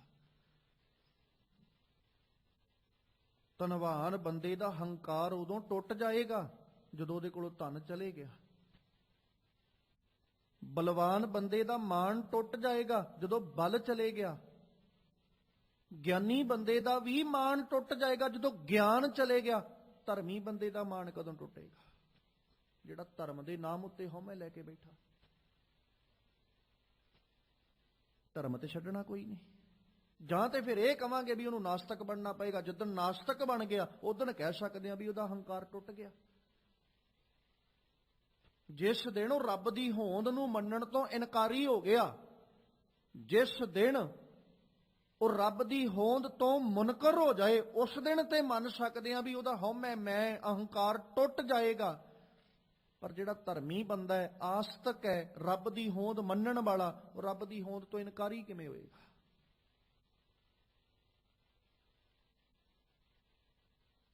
ਰੱਬ ਦੀ ਹੋਂਦ ਤੋਂ ਇਨਕਾਰੀ ਹੋ ਜਾਣਾ ਕੋਈ ਹੱਲ ਨਹੀਂ ਹੈ ਕਿ ਮੇਰਾ ਮਾਣ ਟੁੱਟ ਜਾਏ। ਧਰਮ ਦੇ ਨਾਮ ਉੱਤੇ ਰੱਖਿਆ ਹੋਇਆ ਮਾਣ ਕਦੇ ਟੁੱਟਦਾ ਨਹੀਂ। ਧਰਮ ਦੇ ਨਾਮ ਉੱਤੇ ਜਦੋਂ ਅਸੀਂ ਮਾਣ ਅਹੰਕਾਰ ਕਰ ਲਾਂਗੇ ਨਾ, ਚੇਤੇ ਰੱਖਿਓ ਉਹ ਦਿਨ ਬ ਦਿਨ ਵਧੇਗਾ। ਕਿਉਂਕਿ ਧਰਮ ਦੀ ਸੋਚ, ਧਰਮ ਦੀ ਫਿਤਰਤ ਰੱਖਣ ਵਾਲਾ ਜੀਵ ਜਿਹੜਾ ਨਾ, ਖਿਆਲ ਕਰਿਓ, ਦਿਨ ਬ ਦਿਨ ਉਹ ਧਰਮ ਦੇ ਪ੍ਰਤੀ ਉਹਦੀ ਭਾਵਨਾ ਵੱਧ ਰਹੀ ਹੈ। ਹਾਂ, ਭਾਵਨਾ ਵਧਣ ਲੱਗ ਜਾਏ, ਧਰਮ ਨਾਲ ਪ੍ਰੇਮ ਪੈ ਜਾਏ, ਧਰਮ ਨਾਲ ਪਿਆਰ ਪੈ ਜਾਏ, ਸਰੀਰ ਕਰਕੇ ਧਰਮ ਤੋਂ ਉੱਪਰ ਉੱਠ ਕੇ ਮਨ ਕਰਕੇ ਧਰਮ ਕਮਾਉਣ ਲੱਗ ਜਾਏ, ਫਿਰ ਤੇ ਕਹਿ ਸਕਦੇ ਹਾਂ ਮਾਣ ਟੁੱਟ ਜਾਏਗਾ। ਤੇ ਜਿੱਦਣ ਮਨ ਕਰਕੇ ਧਰਮ ਕਮਾਏਗਾ ਉਦਣ ਉਹਦੇ ਕੋਲ ਤਰੀਕਾ ਇਹੋ ਹੋਣਾ ਜੀ, ਰਾਖ ਲੈ ਹੋ ਭਗਵਾਨ। ਉਦਣ ਉਹਦਾ ਆਪਣਾ ਕੋਈ ਢੰਗ ਨਹੀਂ ਹੋਏਗਾ, ਆਪਣਾ ਕੋਈ ਯਤਨ ਨਹੀਂ ਹੋਏਗਾ। ਜਿੱਦਣ ਮਨ ਕਰਕੇ, ਹਾਂ ਜਿੰਨਾ ਚਿਰ ਸਰੀਰ ਕਰਕੇ ਧਰਮ ਕਮਾ ਰਿਹਾ ਉਹਨਾਂ ਚਿਰ ਯਤਨ ਬਹੁਤ ਹੋਣਗੇ। ਜਿੰਨਾ ਚਿਰ ਕਾਇਆ ਕਰਕੇ ਧਰਮ ਕਮਾ ਰਿਹਾ ਉਹਨਾਂ ਚਿਰ ਬੜੇ ਤਰੀਕੇ ਹੋਣਗੇ ਉਹਦੇ ਕੋਲ ਵੀ ਉਹਦਾ ਹੰਕਾਰ, ਉਹਦੀ ਮਾਣ, ਉਹਦਾ ਜਿਹੜੀ ਮੈਂ ਆ ਉਹ ਮਿਟੇ। ਪਰ ਉਹਦੇ ਉਹਨਾਂ ਚਿਰ ਮੈਂ ਅਹੰਕਾਰ ਨਹੀਂ ਮਿਟੇਗਾ ਜਿੰਨਾ ਚਿਰ ਉਹ ਸਰੀਰ ਤੱਕ ਸੀਮਤ ਹੈ। ਜਿੱਦਣ ਧਰਮ ਮਨ ਕਰਕੇ ਕਮਾਉਣ ਲੱਗ ਜਾਏਗਾ ਉਦਣ ਕਹੇਗਾ ਭਾਈ ਆਹ ਜਿਹੜੇ ਢੰਗ ਮੈਂ ਵਰਤਦਾ ਸੀ ਇਹ ਤੇ ਕੋਈ ਵੀ ਨਹੀਂ ਹੈ। ਸਤਿਗੁਰੂ ਨੇ ਆਖਿਆ ਨਾ, ਹਰ ਕੀਰਤ ਸਾਧ ਸੰਗਤ ਹੈ ਸਿਰ ਕਰਮਨ ਕੈ ਕਰਮਾ। ਤਰੀਕਾ ਤਾਂ ਇੱਕੋ ਹੀ ਹੈ, ਫਿਰ ਢੰਗ ਇੱਕੋ ਹੀ ਹੈ। ਜਿੱਦਣ ਸਤ ਸੰਗਤ ਵਿੱਚ ਬੈਠ ਕੇ ਰੱਬ ਦੀ ਕੀਰਤੀ ਗਾਉਣ ਦੀ ਜਾਚ ਆ ਗਈ, ਸਤ ਸੰਗਤ ਵਿੱਚ ਬਹਿ ਕੇ ਕਾਇਆ ਕਰਕੇ ਕੀਰਤੀ ਨਹੀਂ, ਜਿੱਦਣ ਮਨ ਕਰਕੇ ਕੀਰਤੀ ਗਾਉਣੀ ਆ ਗਈ, ਜਿੱਦਣ ਮਨ ਕਰਕੇ ਉਹਦੀ ਵਡਿਆਈ ਕਰਨ ਦੀ ਜਾਚ ਆ ਗਈ, ਤੇ ਬਾਬਾ ਜੀ ਨੇ ਅੱਜ ਕਿਰਪਾ ਕੀਤੀ, ਜਿੱਦਣ ਮਨ ਕਰਕੇ ਕੀਰਤੀ ਕਰਨੀ ਆ ਜਾਂਦੀ ਹੈ, ਜੀਵ ਉਦਣ ਹੀ ਹੱਥ ਜੋੜ ਜੋੜ ਆਖਦਾ, ਰੱਖ ਲਾ ਕਿਰਪਾ ਕਰ ਅਕਾਲ ਪੁਰਖ ਪਰਮੇਸ਼ਵਰ ਜੀ। ਮਾਧੋ ਹਮ ਐਸੇ ਤੂੰ ਐਸਾ, ਹਮ ਪਾਪੀ ਤੁਮ ਪਾਪ ਖੰਡਨ, ਨੀਕੋ ਠਾਕੁਰ ਦੇਸਾ। ਸ਼ੁਰੂਆਤ ਜਦੋਂ ਕੀਤੀ ਤੇ ਸਾਹਿਬ ਨੇ ਕਿੱਡਾ ਪਿਆਰਾ ਜ਼ਿਕਰ ਕੀਤਾ, ਹਮ ਮੈਲੇ ਤੁਮ ਉਜਲ ਕਰਤੇ, ਹਮ ਨਿਰਗੁਣ ਤੂੰ ਦਾਤਾ, ਹਮ ਮੂਰਖ ਤੁਮ ਚਤੁਰ ਸਿਆਣੇ, ਤੂੰ ਸਰਬ ਕਲਾ ਕਾ ਗਿਆਤਾ। ਮਾਧੋ ਹਮ ਐਸੇ ਤੂੰ ਐਸਾ, ਹਮ ਪਾਪੀ ਤੁਮ ਪਾਪ ਖੰਡਨ, ਨੀਕੋ ਠਾਕੁਰ ਦੇਸਾ।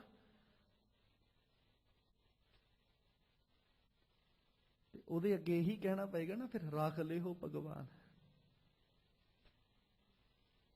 ਕਿਉਂਕਿ ਅਸੀਂ ਮੈਲੇ ਆ, ਉਹ ਉਜਵਲ ਹੈ, ਤੇ ਉਜਵਲ ਨੂੰ ਸਾਨੂੰ ਕੀ ਕਹਿਣਾ ਪਏਗਾ, ਰੱਬ ਜੀ ਕਿਰਪਾ ਕਰੋ ਸਾਡੀ ਮੈਲ ਕੱਟ ਦਿਓ।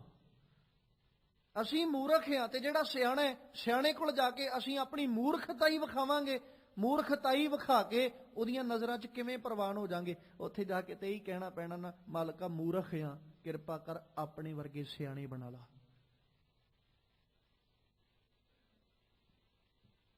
ਤੇ ਜਿਹੜਾ ਹੈ ਹੀ ਅਗਿਆਨੀ, ਉਹ ਇੱਕ ਗਿਆਨਵਾਨ ਦੇ ਸਾਹਮਣੇ ਕੀ ਬੋਲੇਗਾ? ਗਿਆਨਵਾਨ ਦੇ ਸਾਹਮਣੇ ਜਾ ਕੇ ਹੱਥ ਜੋੜ ਕੇ ਹੀ ਕਹਿਣਾ ਪੈਣਾ, ਸਾਡੀ ਝੋਲੀ ਵਿੱਚ ਵੀ ਗਿਆਨ ਪਾ ਦੇ, ਤੂੰ ਸਰਬ ਕਲਾ ਕਾ ਗਿਆਤਾ। ਉਹ ਗਿਆਤਾ ਹੈ ਤੇ ਅਸੀਂ ਅਗਿਆਤ ਹਾਂ। ਤੇ ਜਦੋਂ ਇੱਕ ਪਾਪ ਖੰਡਣ ਵਾਲਾ ਹੈ, ਉਹਦੇ ਸਾਹਮਣੇ ਕੌਣ ਜਾਏਗਾ? ਜਿਹੜਾ ਪਾਪ ਕਰਨ ਵਾਲਾ। ਤੇ ਜਦੋਂ ਪਾਪ ਕਰਨ ਵਾਲਾ ਉਹਦੇ ਅੱਗੇ ਜਾਏਗਾ ਤੇ ਉਹ ਜਾ ਕੇ ਕੀ ਆਖੇਗਾ? ਮੈਨੂੰ ਪਾਪ ਕਰਨ ਦਾ ਬਲ ਦੇ। ਇਹੀ ਆਖੇਗਾ ਨਾ ਕਿ ਮੇਰੇ ਕੀਤੇ ਪਾਪਾਂ ਨੂੰ ਬਖਸ਼ ਦਿਓ, ਕਿਉਂਕਿ ਤੂੰ ਨਾ ਬੜਾ ਨੀਕੋ ਠਾਕੁਰ ਮਤਲਬ ਮਾਲਕ, ਨੀਕੋ ਮਤਲਬ ਚੰਗਾ। ਰੱਬ ਜੀ ਤੂੰ ਬੜਾ ਚੰਗਾ ਮਾਲਕ ਹੈ, ਤੂੰ ਪਾਪਾਂ ਨੂੰ ਖੰਡਣ ਵਾਲਾ ਤੇ ਅਸੀਂ ਪਾਪ ਕਰਨ ਵਾਲੇ।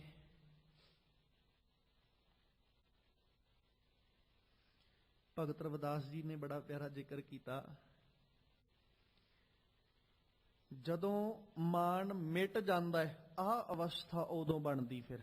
ਕਿਉਂਕਿ ਜਦੋਂ ਰਾਖ ਲਏ ਹੋ ਭਗਵਾਨ, ਰੱਬ ਅੱਗੇ ਕੀ ਕੀਤੀ? ਅਰਦਾਸ। ਅਰਦਾਸ ਕੀਤੀ, ਰੱਬ ਨੇ ਰੱਖ ਲਿਆ। ਜਦੋਂ ਰੱਖ ਲਿਆ ਫਿਰ ਅਵਸਥਾ ਕੀ ਬਣਦੀ? ਤੋਹੀ ਮੋਹੀ ਮੋਹੀ ਤੋਹੀ ਅੰਤਰ ਕੈਸਾ, ਕਨਕ ਕਟਕ ਜਲ ਤਰੰਗ ਜੈਸਾ। ਫਿਰ ਸਾਹਿਬ ਕਹਿੰਦੇ, ਜਾਓ ਪੈ ਹਮ ਨਾ ਪਾਪ ਕਰੰਤਾ, ਅਹੈ ਅਨੰਤਾ ਪਤਿਤ ਪਾਵਨ ਨਾਮ ਕੈਸੇ ਹੁੰਤਾ। ਤੁਮ ਜੋ ਨਾਇਕ ਆਛੋ ਅੰਤਰ ਜਾਮੀ, ਪ੍ਰਭ ਤੇ ਜਨ ਜਾਨੀਜੈ ਜਨ ਤੇ ਸੁਆਮੀ। ਸਰੀਰ ਅਰਾਧੇ ਮੋਕੋ ਵਿਚਾਰ ਦੇਹੂ, ਰਵਿਦਾਸ ਸਮਦਲ ਸਮਝਾਵੇ ਕੋ। ਰਾਖ ਲਿਓ ਭਗਵਾਨ।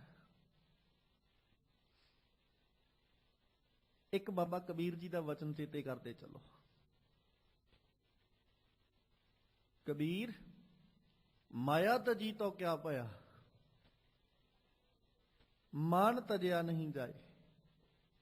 ਮਾਨ ਮੁਨੀ ਮੁਨੀਵਰ ਗਲੇ, ਮਾਨ ਸਭੈ ਕੋ ਖਾਏ। ਰਹਿ ਗਿਆ ਕੋਈ ਭਲਾ ਪੁਰਸ਼ ਜਿਹੜਾ ਧਰਮ ਦੇ ਨਾਮ ਉੱਤੇ ਮਾਨ ਨਾ ਕਰਨ ਵਾਲਾ ਹੋਵੇ? ਮਾਨ ਮੁਨੀ ਮੁਨੀਵਰ ਗਲੇ, ਮੁਨੀ ਵੀ ਗਲ ਗਏ, ਮੁਨੀਵਰ ਵੀ ਗਲ ਗਏ, ਮਤਲਬ ਮੁਨੀਆਂ ਤੋਂ ਉੱਚੇ ਵੀ ਗਲ ਗਏ। ਮਾਨ ਸਭੈ ਕੋ ਖਾਏ, ਸਾਰਿਆਂ ਨੂੰ ਖਾ ਗਿਆ ਮਾਨ। ਤੇ ਮਨੁੱਖ ਸੀਮਤ ਕਿੱਥੇ ਤੱਕ? ਮਾਇਆ ਛੱਡਣੀ ਔਖੀ ਨਹੀਂ ਹੈ, ਪਰ ਮਾਇਆ ਦੀ ਆਪਣੱਤ ਛੱਡਣੀ ਬਹੁਤ ਔਖੀ ਹੈ। ਘਰ ਛੱਡਣਾ ਔਖਾ ਨਹੀਂ ਹੈ, ਘਰ ਦੀ ਆਪਣੱਤ ਛੱਡਣੀ ਬਹੁਤ ਔਖੀ ਹੈ। ਪਰਿਵਾਰ ਛੱਡਣਾ, ਗ੍ਰਸਥ ਛੱਡਣਾ ਔਖਾ ਨਹੀਂ, ਗ੍ਰਸਥ ਛੱਡ ਕੇ ਪਾਸੇ ਹੋ ਕੇ ਗ੍ਰਸਥ ਦੀ ਆਪਣੱਤ ਛੱਡਣੀ ਬੜੀ ਔਖੀ ਹੈ। ਘਰ ਛੱਡਣਾ ਸੌਖਾ ਹੈ, ਪਰ ਘਰ ਦੀ ਆਪਣੱਤ ਛੱਡਣੀ ਬੜੀ ਔਖੀ ਹੈ। ਪਰਿਵਾਰ ਛੱਡਣਾ ਸੌਖਾ ਹੈ, ਪਰਿਵਾਰ ਦੀ ਆਪਣੱਤ ਛੱਡਣੀ ਬੜੀ ਕਠਿਨ ਹੈ। ਧਨ ਛੱਡ ਕੇ, ਦੌਲਤ ਛੱਡ ਕੇ ਆ ਗਿਆ, ਪਰ ਕਹਿ ਕੀ ਰਿਹਾ? ਮੈਂ ਕਰੋੜਾਂ ਦਾ ਮਾਲਕ ਸਾਂ। ਛੱਡ ਕੇ ਆ ਗਿਆ। ਉਹ ਜਿਹੜੀ ਮੈਂ ਉਹ ਤੇ ਇਹਦੇ ਨਾਲ ਲੈ ਕੇ ਆ ਗਿਆ। ਮੇਰਾ ਪਰਿਵਾਰ ਬੜਾ ਹੀ ਚੰਗਾ ਸੀ, ਪਰ ਮੈਂ ਪਰਿਵਾਰ ਦੀ ਵੀ ਚਿੰਤਾ ਨਹੀਂ ਕੀਤੀ, ਪਰਿਵਾਰ ਦੀ ਵੀ ਪਰਵਾਹ ਨਹੀਂ ਕੀਤੀ, ਮੈਂ ਪਰਿਵਾਰ ਵੀ ਛੱਡ ਕੇ ਆ ਗਿਆ। ਜਿਹੜੀ ਮੈਂ ਲੈ ਕੇ ਆਇਆ ਸੱਜਣਾ, ਉਹ ਪਰਿਵਾਰ ਨਹੀਂ ਸੀ ਛੱਡਣਾ, ਬਸ ਇਹ ਛੱਡ ਕੇ ਆਉਣਾ ਸੀ, ਮੈਂ ਛੱਡ ਕੇ ਆ ਗਿਆ, ਤੂੰ ਲੈਣ ਵਾਸਤੇ ਆਇਆ। ਇੱਕ ਕਰਮ ਤੇ ਕਰਨਾ ਹੀ ਪਏਗਾ ਨਾ, ਭਾਂਡਾ ਤੇ ਖਾਲੀ ਕਰਕੇ ਹੀ ਆਉਣਾ ਪੈਣਾ। ਮੈਂ ਛੱਡ ਕੇ ਆਇਆ ਭਾਂਡਾ ਖਾਲੀ ਲੈ ਕੇ, ਤੂੰ ਲੈਣ ਵਾਸਤੇ। ਮੈਂ ਛੱਡ ਦਿੱਤੀ ਹੈ ਕੀ? ਬਰਤਨ ਖਾਲੀ ਕਰ ਲਿਆ। ਹੁਣ ਖਾਲੀ ਬਰਤਨ ਲੈ ਕੇ ਆਇਆ ਹਾਂ, ਤੂੰ ਲੈ ਕੇ ਆਇਆ, ਮੈਂ ਆਪੇ ਨਹੀਂ ਛੱਲ ਕੇ ਆਇਆ, ਤੂੰ ਲੈ ਕੇ ਆਇਆ, ਤੇ ਤੇਰੇ ਕੋਲੋਂ ਮੈਂ ਤੂੰ ਹੀ ਲੈਣ ਆਇਆ, ਕੁਝ ਹੋਰ ਨਹੀਂ ਲੈਣ ਆਇਆ। ਹੁਣ ਤੈਨੂੰ ਲੈਣ ਆਇਆ, ਕਿਉਂਕਿ ਜੇ ਤੇ ਮੈਂ ਇਹ ਕਹਿਦਾ ਵੀ ਮੈਂ ਚੱਲ ਕੇ ਆਇਆ, ਫਿਰ ਤੇ ਅਜੇ ਵੀ ਮੈਂ ਨਾਲ ਹੀ ਲੈ ਕੇ ਆ ਗਿਆ ਨਾ। ਤੂੰ ਲੈ ਕੇ ਆਇਆ, ਆਉਣ ਜੋਗਾ ਨਹੀਂ ਸਾਂ ਮੈਂ। ਜੇ ਆਉਣ ਜੋਗਾ ਹੁੰਦਾ ਤੇ ਅੱਜ ਨੂੰ ਪਤਾ ਨਹੀਂ ਕਿੰਨੇ ਚਿਰ ਪਹਿਲੋਂ ਆ ਜਾਂਦਾ, ਪਰ ਮੈਂ ਆਉਣ ਜੋਗਾ ਹੀ ਨਹੀਂ। ਅੱਜ ਤੂੰ ਲੈ ਕੇ ਆਇਆ। ਸਤਿਗੁਰੂ ਮੈਂ ਅੱਜ ਵੀ ਨਹੀਂ ਸੀ ਆਉਣਾ, ਮੈਂ ਅੱਜ ਵੀ ਨਹੀਂ ਸੀ ਆਉਣਾ, ਕਿਉਂਕਿ ਕਰਮ ਤੇ ਉਹੀ ਨੇ ਨਾ ਜਿਹੜੇ ਪਹਿਲੋਂ ਰੋਜ਼ ਕਰਦਾ ਆ, ਉਹੀ ਕਰਮ ਅੱਜ ਕਰ ਰਿਹਾ। ਪਰ ਅੱਜ ਤੂੰ ਬਖਸ਼ਿਸ਼ ਕੀਤੀ, ਤੂੰ ਲੈ ਕੇ ਆ ਗਿਆ। ਭਾਂਡਾ ਮੈਂ ਖਾਲੀ ਸੀ, ਬਸ ਉਹ ਖਾਲੀ ਭਾਂਡਾ ਜਿਹੜਾ ਨਾ ਭੱਜਦੇ, ਜਦੋਂ ਤੂੰ ਸੱਦਿਆ, ਤੇਰੇ ਸੱਦੇ ਉੱਤੇ ਤੁਰਿਆ, ਮੈਂ ਤੁਰਦੇ ਤੁਰਦੇ ਨੇ ਬਰਤਨ ਖਾਲੀ ਚੁੱਕ ਲਿਆ। ਤੇ ਉਹ ਖਾਲੀ ਬਰਤਨ ਇਸ ਲਈ ਚੁੱਕ ਲਿਆ ਵੀ ਸ਼ਾਇਦ ਉੱਥੋਂ ਤੂੰ ਲੈ ਕੇ ਆ ਜਾ, ਉੱਥੋਂ ਤੂੰ ਹੀ ਪੈ ਜਾਵੇ ਕਿਤੇ ਬਰਤਨ ਵਿੱਚ।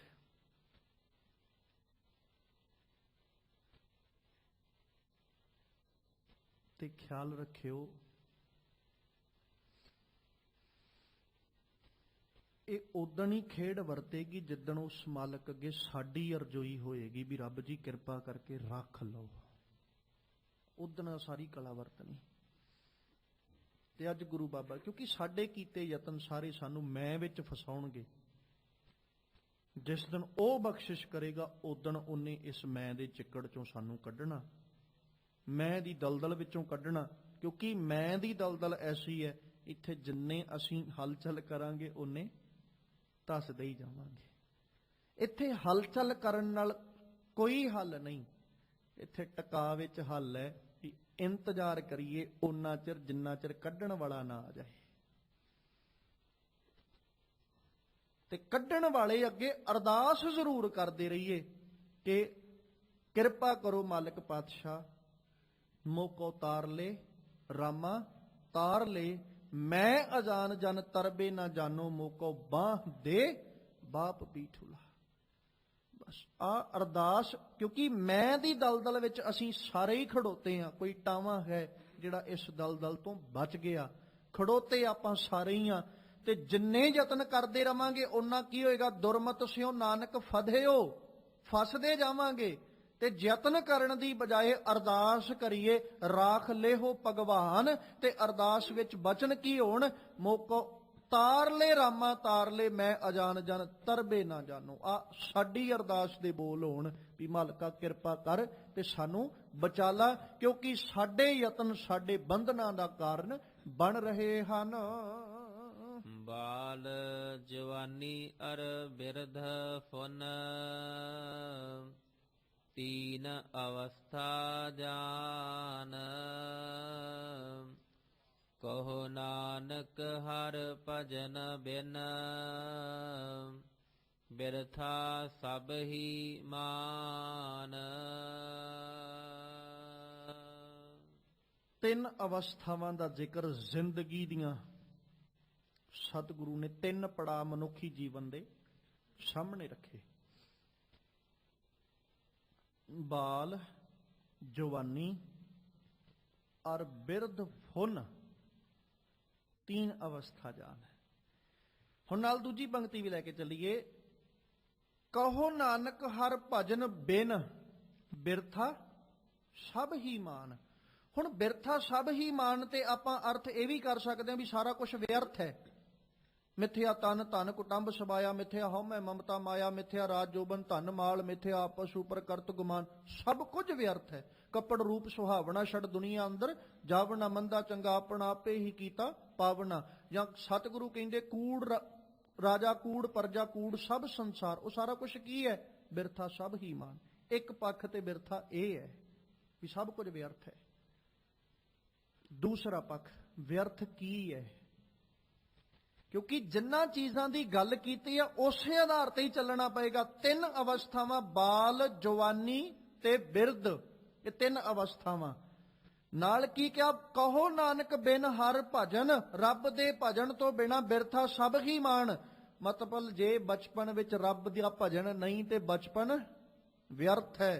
ਜੇ ਜਵਾਨੀ ਵਿੱਚ ਰੱਬ ਦਾ ਭਜਨ ਨਹੀਂ ਤੇ ਜਵਾਨੀ ਵਿਅਰਥ ਹੈ। ਤੇ ਜੇ ਬੁਢੇਪੇ ਵਿੱਚ ਰੱਬ ਦਾ ਭਜਨ ਨਹੀਂ, ਚੇਤੇ ਰੱਖਿਓ ਫਿਰ ਬੁਢੇਪਾ ਵੀ ਵਿਅਰਥ ਹੈ।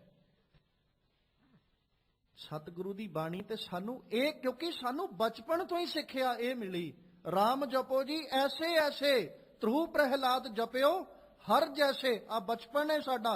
ਗੁਰਮਤ ਦਾ ਬਚਪਨ ਕਹਿ ਸਕਦੇ ਆ, ਧਰਮ ਦਾ ਬਚਪਨ ਕਹਿ ਸਕਦੇ ਆ, ਜਿੱਥੇ ਰੱਬ ਚੇਤੇ ਹੈ ਪਰ 5 ਸਾਲਾਂ ਦੀ ਉਮਰ ਵਿੱਚ ਵੀ ਚੇਤੇ ਹੈ। ਧਰੂ ਪ੍ਰਹਿਲਾਦ ਜਪਿਓ ਹਰ ਜੈਸੇ, ਉਹ ਕੀ ਹੈ? ਬਚਪਨ ਹੈ। ਉਹ ਸਾਡਾ ਬਚਪਨ ਤਾਂ ਇਦਾਂ ਦਾ ਹੈ। ਤੇ ਮਾਲਕ ਕਹਿੰਦੇ ਜੇ ਹਰ ਭਜਨ ਨਹੀਂ, ਬਚਪਨ ਵਿਅਰਥ ਹੈ ਸੱਜਣਾ ਤੇਰਾ। ਬਚਪਨ ਤੋਂ ਵਿਅਰਥ ਲੰਘਾ ਲਿਆ, ਹੁਣ ਤੇ ਸੋਝੀ ਕਰ, ਹੁਣ ਤੇ ਖਿਆਲ ਕਰ, ਕਿਤੇ ਜਵਾਨੀ ਵਿਅਰਥ ਨਾ ਲੰਘ ਜਾਏ। ਤੇ ਜਵਾਨੀ ਵਿੱਚ ਕੀ ਲੈ ਕੇ ਬੈਠਾ ਏ? ਕਾਇਆਂ ਵੱਲ ਇਹਦਾ ਕਿੱਡਾ ਜ਼ਿਆਦਾ ਮੋਹ ਪੈ ਗਿਆ। ਬਚਪਨ ਵਿੱਚ ਕਾਇਆਂ ਨਾਲ ਉਹਨਾਂ ਮੋਹ ਨਹੀਂ ਸੀ ਜਿੰਨਾ ਜਵਾਨੀ ਵਿੱਚ ਆਗੇ ਪੈ ਜਾਂਦਾ। ਜਵਾਨੀ ਵਿੱਚ ਆ ਕੇ ਸਰੀਰ ਨਾਲ ਮੋਹ ਪੈਂਦਾ, ਬਾਕੀ ਸਾਰਿਆਂ ਨਾਲੋਂ ਮੋਹ ਘਟਦਾ ਜਾਂਦਾ, ਆਪਣੀ ਕਾਇਆ ਨਾਲ ਮੋਹ ਵੱਧਦਾ ਜਾਂਦਾ। ਵੇਖੋ ਕਿੱਡੀ ਖੇਡ ਅਕਾਲ ਪੁਰਖ ਪਰਮੇਸ਼ਵਰ ਦੀ। ਬਚਪਨ ਵਿੱਚ ਪਹਿਲੋਂ ਸਾਰਿਆਂ ਨਾਲ ਮੋਹ ਪਿਆ, ਤੇ ਬਚਪਨ ਵਿੱਚ ਉਸ ਬੱਚੇ ਦਾ ਮੋਹ ਸਾਰਿਆਂ ਨਾਲ ਪਿਆ, ਸਾਰਿਆਂ ਦਾ ਮੋਹ ਬੱਚੇ ਨਾਲ ਪਿਆ। ਬਾਲਕ ਬਾਲਕ ਕਰਕੇ ਸਾਰੇ ਉਹਦੇ ਗੁਨਾਹ ਵੀ ਬਖਸ਼ਦੇ ਰਹੇ, ਕੋਈ ਗੱਲ ਨਹੀਂ, ਬੱਚਾ ਹੈ, ਉਹਦੀ ਕੀਤੀ ਭੁੱਲ ਵੀ ਛੱਡਦੇ ਰਹੇ, ਬੱਚਾ ਹੈ, ਬਾਲਕ ਹੈ। ਬਾਲਕ ਦੇ ਸਰੀਰ ਨਾਲ ਮੋਹ ਹੈ, ਬੱਚਾ ਹੈ। ਬੱਚੇ ਦਾ ਮੋਹ ਸਾਰਿਆਂ ਨਾਲ ਪਿਆ। ਹੁਣ ਖੇਡ ਕੀ ਵਰਤੀ? ਜਵਾਨੀ ਆ ਗਈ, ਸਾਰਿਆਂ ਦਾ ਸਰੀਰ ਨਾਲੋਂ ਮੋਹ ਵੀ ਟੁੱਟ ਗਿਆ। ਕਿਉਂ? ਬਚਪਨ ਤੋਂ ਜਵਾਨੀ ਚ ਆ ਗਿਆ। ਹੁਣ ਉਹਨਾਂ ਮੋਹ ਘਰ ਵਾਲਿਆਂ ਦਾ ਵੀ ਨਹੀਂ ਰਿਹਾ ਵੀ ਜਵਾਨ ਹੋ ਗਿਆ ਹੁਣ। ਤੇ ਉਧਰੋਂ ਬੱਚੇ ਦਾ ਮੋਹ ਵੀ ਟੁੱਟਦਾ ਜਾਂਦਾ ਹੈ। ਕਿਉਂ? ਉਹ ਵੀ ਜਵਾਨ ਹੋ ਗਿਆ। ਹੁਣ ਉਹਨੂੰ ਆਪਣੀ ਸੋਝੀ ਵੀ ਮੈਂ ਆਪਣੀ ਕਾਇਆ ਸਾਂਭ ਲਾਂ, ਮੈਂ ਦੂਜਿਆਂ ਤੋਂ ਕੀ ਲੈਣਾ। ਹੁਣ ਉਹ ਆਪਣੇ ਵਾਲੇ ਪਾਸੇ ਹੋ ਗਿਆ। ਬਜ਼ੁਰਗੀ ਵਿੱਚ ਆ ਗਿਆ। ਜਵਾਨੀ ਵਿੱਚ ਜਿਹੜਾ ਥੋੜਾ ਬਹੁਤਾ ਮੋਹ ਬਚਿਆ ਸੀ ਬਾਕੀਆਂ ਦਾ, ਬਜ਼ੁਰਗੀ ਚ ਆ ਕੇ ਉਹ ਵੀ ਟੁੱਟ ਗਿਆ। ਪਰ ਇੱਧਰ ਮੋਹ ਫੇਰ ਵਧਣ ਲੱਗ ਪਿਆ। ਹੁਣ ਅੱਗੋਂ ਆਪਣੇ ਬੱਚਿਆਂ ਦੀ ਲਾਲਸਾ ਪੈ ਗਈ। ਸ਼ੁਰੂਆਤ ਮੋਹ ਤੋਂ ਹੀ ਹੋਈ ਹੈ। ਬਚਪਨ ਵਿੱਚ ਬੜਾ ਮੋਹ ਜਤਾਇਆ ਪਰਿਵਾਰ ਨੇ, ਲੋਕਾਂ ਨੇ। ਜਵਾਨੀ ਚ ਆ ਕੇ ਘਟ ਗਿਆ, ਬੁਢੇਪੇ ਚ ਆ ਕੇ ਮੁੱਕ ਹੀ ਗਿਆ। ਪਰ ਇਹਦੇ ਅੰਦਰ ਮੋਹ ਹੋਰ ਵੱਧ ਗਿਆ। ਆਪਣੀ ਕਾਇਆ ਤੋਂ ਟੁੱਟਿਆ, ਆਪਣੀ ਕਾਇਆ ਤੋਂ ਟੁੱਟ ਕੇ ਹੁਣ ਆਪਣੇ ਅਗਾਂਹ ਬੱਚਿਆਂ ਦੇ ਵੱਲ ਪੈ ਗਿਆ। ਵਿਅਰਥ ਤੇ ਸਾਰੀਆਂ ਚੀਜ਼ਾਂ ਕੱਢਤੀਆਂ। ਮੋਹ ਦੇ ਵਿੱਚ ਫਸੇ ਨੇ ਕੀ ਕੀਤਾ? ਤਿੰਨੋਂ ਚੀਜ਼ਾਂ ਬਿਰਥਾ ਸਭ ਹੀ ਮਾਨ। ਬਚਪਨ ਵਿੱਚ ਪਰਿਵਾਰ ਦਾ ਮੋਹ ਸੀ, ਉਹਨੇ ਵਿਅਰਥ ਕੱਢਤਾ ਸਾਰਾ ਕੁਝ। ਕਿਉਂ? ਪਰਿਵਾਰ ਵੀ ਕਹਿੰਦਾ ਸੀ ਕੋਈ ਗੱਲ ਨਹੀਂ, ਬਚਪਨ ਹੀ ਹੈ, ਉਹਦੇ ਸਾਰੀ ਜ਼ਿੰਦਗੀ ਪਈ।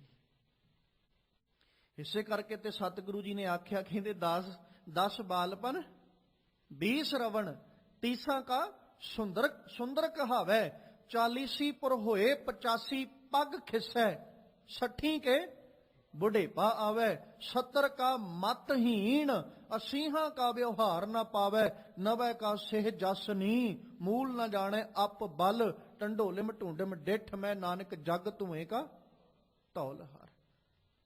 ਕਹੋ ਨਾਨਕ ਬਿਨ ਹਰ ਭਜਨ ਬਿਰਥਾ ਸਭ ਹੀ ਮਾਨ। ਪਹਿਲੇ ਪਿਆਰ ਲੱਗਾ ਥਣ ਦੁੱਧ, ਦੂਜਾ ਮਾਏ ਬਾਪ ਕੀ ਸੁਧ, ਤੀਜਾ ਭਈਆ ਭਾਬੀ ਬੇਬ, ਚੌਥੇ ਪਿਆਰ ਉਹ ਪੰਨੀ ਖੇਡ, ਪੰਜਵੇਂ ਖਾਨ ਪੀਨ ਕੀ ਧਾਤ, ਛੇਵੇਂ ਕਾਮ ਨ ਪੁੱਛੈ ਜਾਤ, ਸਤਵੇਂ ਸੰਜ ਕੀਆ ਘਰ ਵਾਸ, ਅਠਵੇਂ ਕ੍ਰੋਧ ਹੋਆ ਤਨ ਨਾਸ, ਨਾਵੇਂ ਧੌਲੇ ਉੱਬੇ ਸਾਹ, ਦਸਵੇਂ ਦੱਦਾ ਹੋਆ ਸਵਾ, ਗਏ ਸਗੀਤ ਪੁਕਾਰੀ ਧਾ, ਉੱਡਿਆ ਹੰਸ ਦਸਾਏ ਰਾਹ, ਆਇਆ ਗਿਆ ਮੋਇਆ ਨਾਉ, ਪਿੱਛੇ ਪਤਲ ਸਦਿਓ ਕਾਮ। ਬਾਲ ਜਵਾਨੀ ਅਰ ਬਿਰਧ ਫੁਨ ਤੀਨ ਅਵਸਥਾ ਜਾਨ, ਕਹੋ ਨਾਨਕ ਬਿਨ ਹਰ ਭਜਨ ਬਿਰਥਾ ਸਭ ਹੀ ਮਾਨ।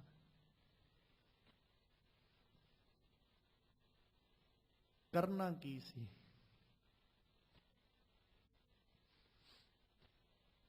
ਬਚਪਨ ਸਫਲ ਕਰਨਾ ਸੀ। ਕਰਨਾ ਕੀ ਹੈ? ਜਵਾਨੀ ਨੂੰ ਸਫਲ ਹੈ। ਦੋਵੇਂ ਚੀਜ਼ਾਂ ਜਦੋਂ ਅਸਫਲ ਹੁੰਦੀਆਂ ਵੇਖੀਆਂ ਨਾ ਸਤਿਗੁਰੂ ਨੇ, ਕਿ ਆ ਜੀਵ ਦੀਆਂ ਦੋਵੇਂ ਚੀਜ਼ਾਂ, ਬਚਪਨ ਵੀ ਗਿਆ ਜਵਾਨੀ ਵੀ ਗਈ, ਸਤਿਗੁਰੂ ਪਤਾ ਕੀ ਕਹਿੰਦੇ? ਰਹਿਣ ਗਈ ਮਤ ਦਿਨ ਪੀ ਜਾਏ, ਭਵਰ ਗਏ ਬੱਗ ਬੈਠੇ ਆਏ, ਖਿਆਲ ਕਰ ਸੱਜਣਾ ਅਬ ਅੱਗੇ ਆ ਗਏ ਹੁਣ।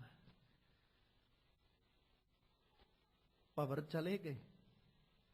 ਤੂੰ ਬੱਗਿਆਂ ਨੂੰ ਭਵਰੇ ਬਣਾਉਣ ਦੀ ਜਿੰਨੀ ਮਰਜ਼ੀ ਕੋਸ਼ਿਸ਼ ਕਰ ਲਾ, ਇਹਨਾਂ ਭੌਰੇ ਨਹੀਂ ਉਹ ਬਣਨਾ, ਇਹ ਬੱਗੇ ਹੀ ਰਹਿਣਗੇ। ਤੂੰ ਜਿੰਨੀ ਮਰਜ਼ੀ ਕੋਸ਼ਿਸ਼ ਕਰ ਲਾ। ਹੁਣ ਇੱਕ ਮਨੁੱਖ ਬਗਲੇ ਨੂੰ ਫੜ ਕੇ ਉਹਨੂੰ ਕਵੇ ਮੈਂ ਤੈਨੂੰ ਭੌਰਾ ਬਣਾਉਣਾ, ਬਣ ਜਾਏਗਾ ਭੌਰਾ? ਉਹ ਨਹੀਂ, ਉਹਨੇ ਬਗਲਾ ਹੀ ਰਹਿਣਾ। ਉਹਦੇ ਉੱਤੇ ਭਾਵੇਂ ਉਹ ਜਿੰਨਾ ਮਰਜ਼ੀ ਰੰਗ ਫੇਰੀ ਜਾਏ, ਜੋ ਮਰਜ਼ੀ ਕਰੀ ਜਾਏ, ਉਹਨੇ ਬਗਲੇ ਨੇ ਬਗਲਾ ਹੀ ਰਹਿਣਾ। ਉਹ ਕਦੇ ਭੌਰਾ ਨਹੀਂ ਬਣਨਾ। ਜਿਹੜਾ ਭੌਰਾ ਉਹ ਰੱਬ ਨੇ ਆਪੇ ਬਣਾਇਆ। ਤੇ ਫਿਰ ਖਿਆਲ ਕਰ, ਭਵਰ ਗਏ, ਤੂੰ ਮੰਨ ਲਾ ਭਾਈ ਚਲੇ ਗਏ ਹੁਣ ਭੌਰੇ। ਤੇ ਕਿਉਂ ਐਵੇਂ ਬੱਗਿਆਂ ਨੂੰ ਭੌਰੇ ਕਰਨਾ ਚਾਹੁੰਦਾ? ਬਗਲਿਆਂ ਨੂੰ ਭੌਰੇ ਕਿੱਥੋਂ ਬਣਾ ਲੇਗਾ ਤੂੰ? ਹੋ ਸਕਦਾ ਤੂੰ ਬਗਲੇ ਭੌਰੇ ਕਰਕੇ ਦੁਨੀਆ ਨੂੰ ਕਹਿ ਸਕੇ, ਵਿਖਾ ਸਕੇ, ਵੇਖੋ ਜੀ ਮੇਰੇ ਕੋਲ ਅਜੇ ਵੀ ਭਵਰੇ ਨੇ, ਪਰ ਰੱਬ ਜਾਣਦਾ ਨਹੀਂ ਤੇਰੇ ਕੋਲ ਬੱਗੇ ਹੀ ਨੇ ਭਾਈ, ਬਗਲੇ ਨੇ ਤੇਰੇ ਕੋਲ। ਜਦੋਂ ਸਤਿਗੁਰੂ ਨੇ ਵੇਖਿਆ ਕਿ ਇਹਦੇ ਬਚਪਨ ਵੀ ਚਲੇ ਗਿਆ, ਇਹਦੀ ਜਵਾਨੀ ਵੀ ਚਲੇ ਗਈ, ਸਤਿਗੁਰੂ ਕਹਿੰਦੇ ਭਾਈ ਇੱਕ ਖਿਆਲ ਕਰ, ਜੋ ਦਿਨ ਆਵੇ ਸੋ ਦਿਨ ਜਾਹੀ, ਕਰਨਾ ਕੂਚ ਰਹਿਣ ਥਿਰ ਨਾਹੀ, ਸੰਗ ਚਲਤ ਹੈ ਹਮ ਭੀ ਚਲਣਾ, ਦੂਰ ਗਵਨ ਸਿਰ ਉੱਪਰ ਮਰਨਾ। ਤੇ ਤੂੰ ਸਫਲ ਕੀਤਾ ਕੀ ਹੈ?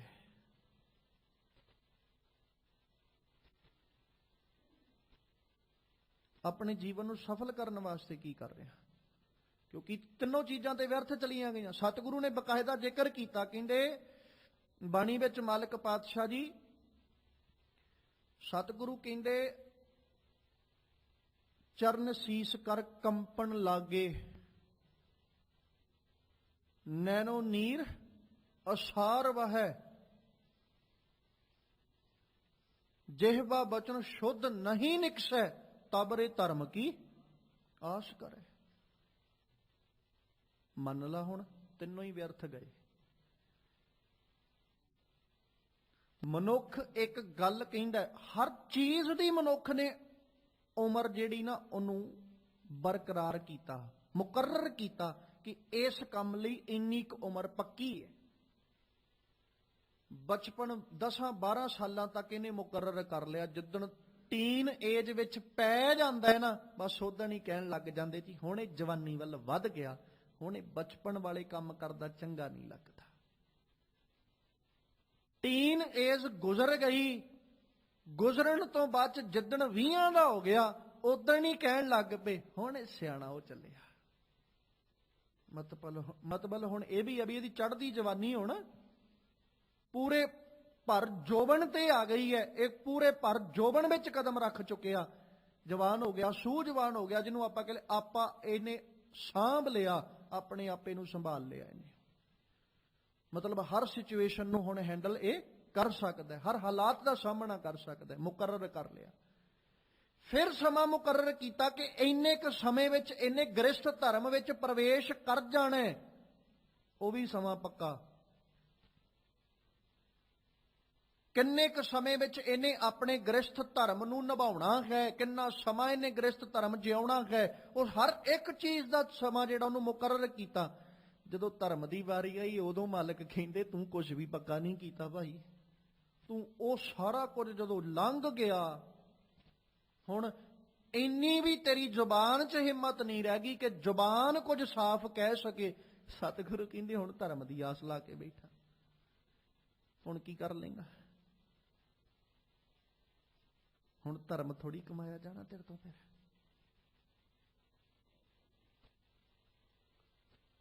ਫਿਰ ਦੋਵੇਂ ਚੀਜ਼ਾਂ ਨੇ,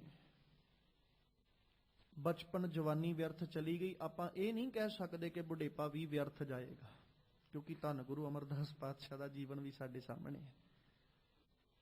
ਹਾਂ, ਇਹ ਜ਼ਰੂਰ ਕਹਿ ਸਕਦੇ ਹਾਂ, ਗੁਰੂ ਅਮਰਦਾਸ ਸਾਹਿਬ ਦੇ ਜੀਵਨ ਨੂੰ ਨਾ ਅਸੀਂ ਇਹ ਵਿਚਾਰਿਆ ਕਿ ਮਾਲਕ ਨੇ ਬੁਢੇਪੇ ਵਿੱਚ ਜਾ ਕੇ ਧਰਮ ਜਿਹੜਾ ਉਹਨੂੰ ਕਮਾਇਆ। ਪਰ ਚੇਤੇ ਰੱਖਿਓ, ਧਾਰਮਿਕ ਬਿਰਤੀ ਬਚਪਨ ਤੋਂ ਹੀ ਹੈ। ਗੁਰੂ ਅੰਗਦ ਪਾਤਸ਼ਾਹ ਦੇ ਦਰ ਤੇ ਆਉਣ ਤੋਂ ਪਹਿਲਾਂ ਬਿਰਤੀ ਧਾਰਮਿਕ ਹੈ, ਉਹ ਵੱਖਰੀ ਗੱਲ ਹੈ। ਰਸਤਾ ਠੀਕ ਨਹੀਂ ਸੀ, ਰਸਤਾ ਇੱਥੇ ਆ ਕੇ ਤਬਦੀਲ ਹੋ ਗਿਆ, ਪਰ ਉਦੋਂ ਪਹਿਲਾਂ ਧਰਮ ਦਾ ਰਾਹ ਚੁਣਿਆ ਹੋਇਆ ਹੈ। ਤੇ ਜਿਸ ਬੰਦੇ ਨੇ ਬਚਪਨ ਜਵਾਨੀ ਧਰਮ ਦੇ ਰਸਤੇ ਤੋਂ ਬਿਨਾਂ ਗੁਜ਼ਾਰੀ, ਉਹਦੇ ਤੋਂ ਕੀ ਆਸ ਕਰਾਂਗੇ ਕਿ ਬੁਢੇਪੇ ਵਿੱਚ ਧਰਮ ਕਮਾਏਗਾ?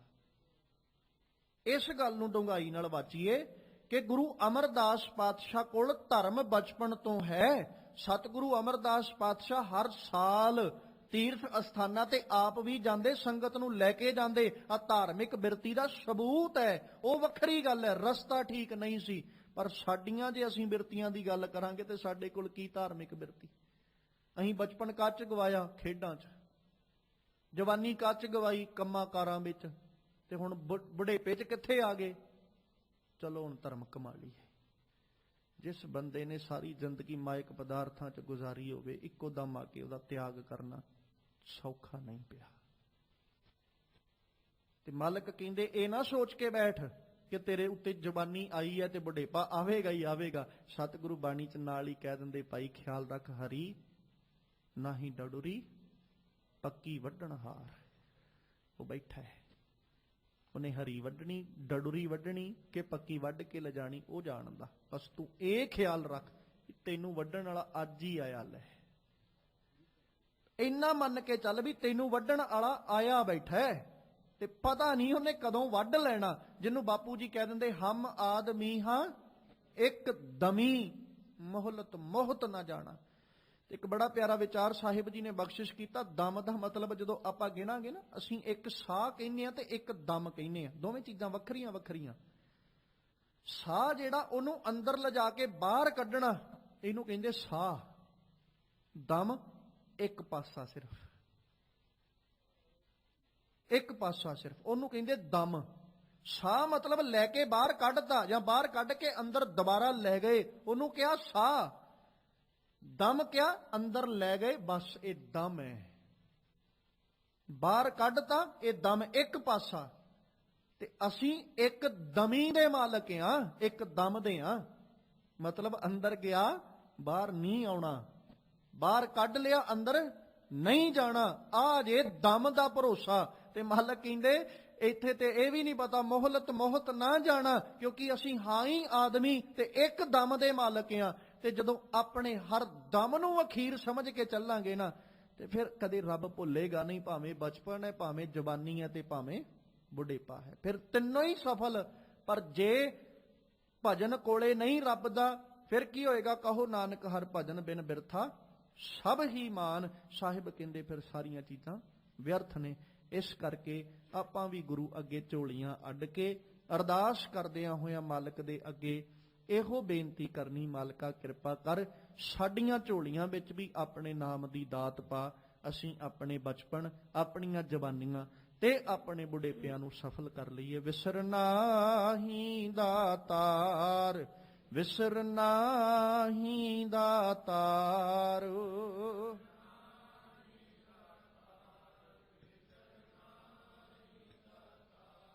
ਵਿਸਰਨਾ ਹੀ ਦਾਤਾਰ, ਵਿਸਰਨਾ ਹੀ ਦਾਤਾਰ।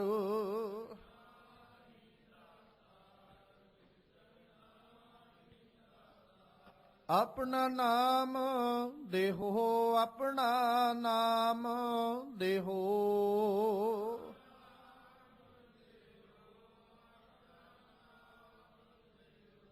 ਗੁਣ ਗਾਵਾਂ ਦਿਨ ਰਾਤ, ਗੁਣ ਗਾਵਾਂ ਦਿਨ ਰਾਤ।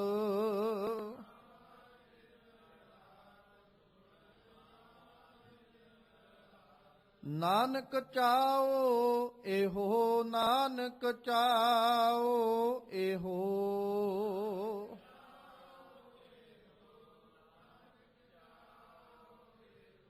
ਵਿਸਰ ਨਾਹੀਂ ਦਾਤਾਰ, ਵਿਸਰ ਨਾਹੀਂ ਦਾਤਾਰ।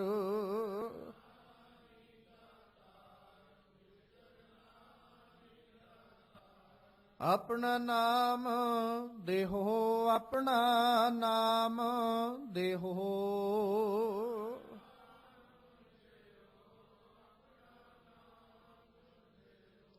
ਸਤਿਗੁਰੂ ਪਾਤਸ਼ਾਹ ਰਹਿਮਤ ਕਰਨ, ਸਾਡੇ ਸਭਨਾਂ ਦੀਆਂ ਹਾਜ਼ਰੀਆਂ ਆਪਣੇ ਦਰ ਤੇ ਪ੍ਰਵਾਨ ਕਰ ਲੈਣ। ਆਪਣੇ ਦਰੋਂ ਕਰੋਂ ਗੁਰਸਿੱਖੀ ਜੀਵਨ ਨਾਮ ਦੀਆਂ ਦਾਤਾਂ ਬਖਸ਼ਿਸ਼ ਕਰਕੇ ਨਿਵਾਜਣ, ਤਾਂ ਜੋ ਸਾਡੇ ਵੀ ਇਹ ਲੋਕ ਸੁਖੀਏ ਪਰਲੋਕ ਸੁਹੇਲੇ। ਨਾਨਕ ਹਰ ਪ੍ਰਭ ਆਪੇ ਮੇਲੇ, ਹੋਈਆਂ ਬੇਅੰਤ ਪ੍ਰਕਾਰ ਦੀਆਂ ਭੁੱਲਾਂ ਦੀ ਖਿਮਾ ਬਖਸ਼ਣੀ। ਆਓ ਸਤਿਗੁਰੂ ਜੀ ਦੇ ਪਾਵਨ ਬਚਨ ਆਪਣੇ ਹਿਰਦਿਆਂ ਵਿੱਚ ਵਸਾ ਲਈਏ। ਬਾਲ ਜਵਾਨੀ ਅਰ ਬਿਰਧ ਫੁਨ, ਤੀਨ ਅਵਸਥਾ ਜਾਨ। ਕਹੋ ਨਾਨਕ ਹਰ ਭਜਨ ਬਿਨ, ਬਿਰਥਾ ਸਭ ਹੀ ਮਾਨ। ਵਾਹਿਗੁਰੂ ਜੀ ਕਾ ਖਾਲਸਾ, ਵਾਹਿਗੁਰੂ ਜੀ ਕੀ ਫਤਿਹ।